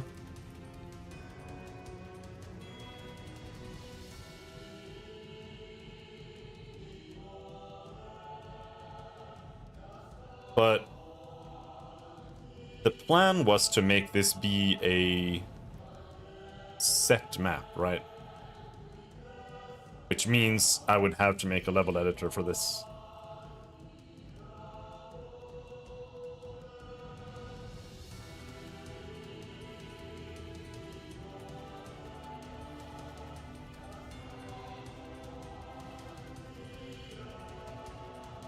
Which for something this basic shouldn't be that hard. But I think we're just gonna do that last. Now the question is, what do we do now that we have this? What are those? What are what? This stuff? This is hexagons. This is meant to be like areas in the game. Then we'll figure out exactly the size. Because I don't really know what kind of scale it should be. It depends on a lot of factors. It depends a bit on like the art, and it depends on how it affects gameplay, and also how I want the gameplay to be. Also affects like total games world size. Not sure.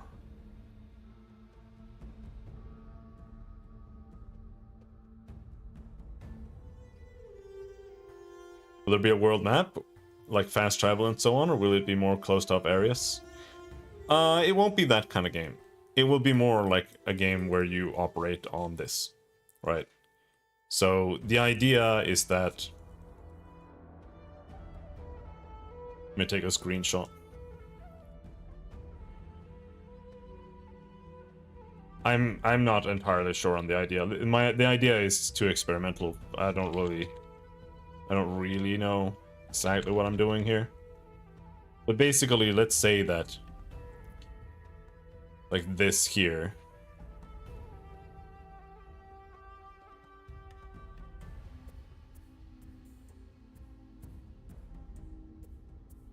Or whatever. This is like your nation or your terrain, your area. And then over here you might have other guys who own that, you know, like other rulers. Just did like in CK or whatever. Right? And then I want there to be enough tiles or hexagons so that you can have things there. Like you can have... Oh, no. No, it's Saturday.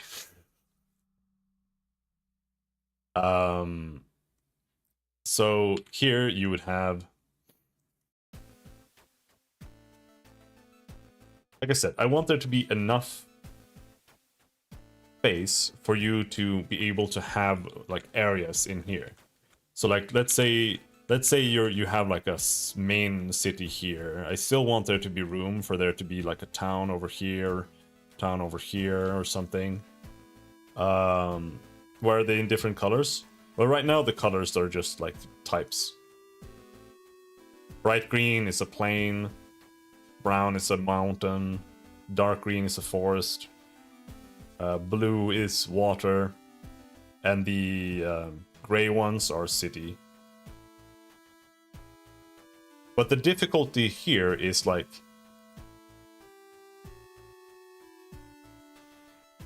having the right scale to where your nation has enough room to maneuver without it making combat weird and annoying. Because like if you have tons of squares like this, right, that means that enemies can come in from everywhere and everything becomes really annoying. But we'll see.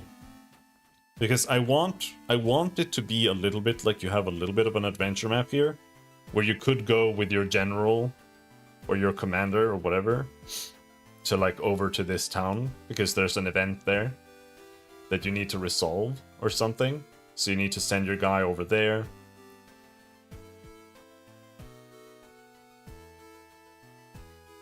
And stuff like that. Without it just being like, oh, the city is like, this town is like one tile away, because then it just feels like everything is just crowded. And if your place is too large, then it becomes weird if you want to like expand this to like some kind of map painter type game. We'll see. We'll see. But the only real limiting factor when it comes to like how many tiles we can have is how much simulation we need to run and like AI. Because we'll see. We'll see.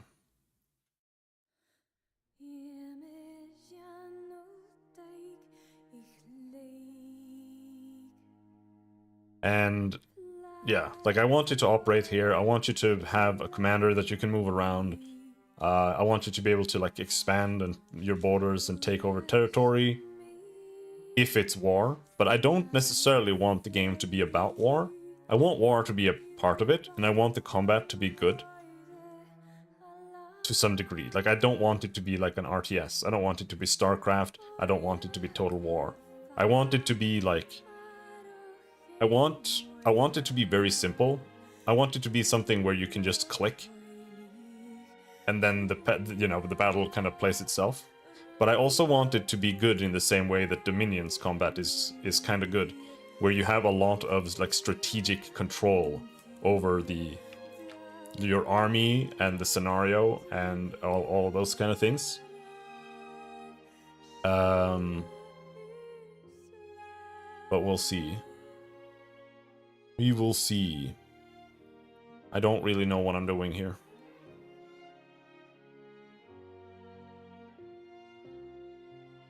And I want a large portion of the game to revolve around like make your own adventure scenarios and events like that.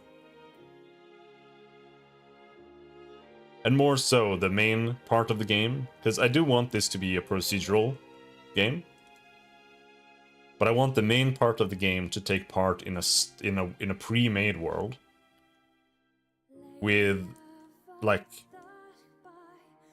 things weighted towards a certain storyline, and I want it to push you into that storyline, and therefore like at certain dates certain things might happen, just like it does in like CK or in, you know, Hearts of Iron or whatever, because it's the historic mode, right? So this is the historic mode kind of for this. And then we'll see, we'll give that a try. But yeah, I want more make your own adventures type stuff, more interactions with other neighboring rulers. I want more events to happen in here that you have to deal with, but not end up with what they have in Shadow Empires, because there it's like every turn you like move your unit like 2 steps, and then you press end turn, and then you have to deal with like 9 fucking counselors asking you to like nudge around fucking bars. For like the economy, you know, economic distribution, and it's just, whew. Those kind of decisions aren't really that interesting. And I want it to be real time with pause, and you know, just like RimWorld or something, Dwarf Fortress with speed modes.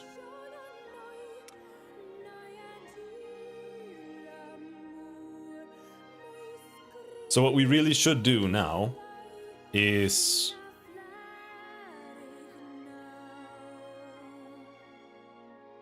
probably implement buttons or something.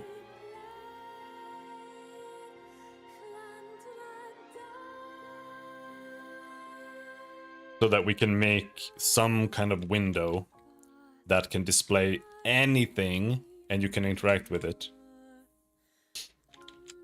That way we can start making like Fox events. Foe, I don't know how you pronounce that bullshit. And then we can try doing some events. Then we can try adding a timer to have the world progress, like time, like day, month, year. And then we can make it so that like at certain dates you get like a little pop-up window and something happens. And then, after we have done all of those things, we can finally add like a little character that can move around. Because doing that is going to suck balls, I think. And, yeah. Because it's gonna involve making pathfinding and iterating through that pathfinding and updating that pathfinding as it walks. But it should be kind of like in EU, or in Crusader Kings or whatever, that you're trying to move like over into this tile, it should take a certain amount of days. And once that has happened, the character moves over and then it continues its path. Rechecks its path after it's gone over also. In fact, it should recheck the path like every time it tries to progress how far it has gone. Maybe, I'm not sure.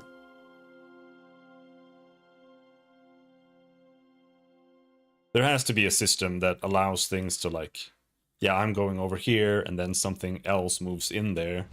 Then we can know that, okay, now there's an issue here. So either this thing that goes into the tile to like block it off or whatever needs to be able to send an interruption signal or something like that. Or the object that's traversing checks every frame or every time it updates, but I feel like that's a little rough. I don't know.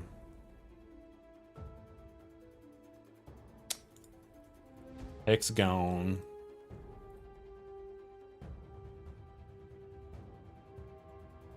And then we can also make it pathfind like the fastest path as well. That could be a little bit fun to see. Because then we could give water like really high time to traverse by default. We could make plains be very fast, forest kind of slow, mountains very slow, and then we pathfind. We like we're over here. We click over there to move, and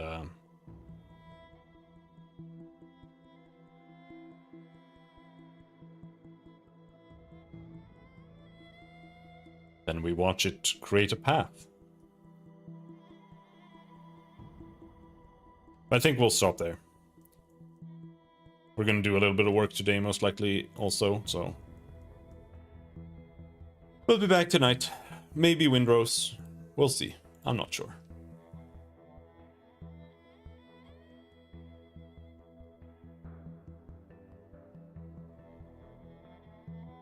And tomorrow I'm going to my parents for a bit to change the tires, but it is snowing today, so changing the tires sounds like a bad plan. But maybe. Either way, I will be going to my parents on Sunday, so it probably won't be doing any programming streams on Sunday. So this is probably it. But yeah. Until next time. Thanks for hanging. Have a good day. Bye-bye.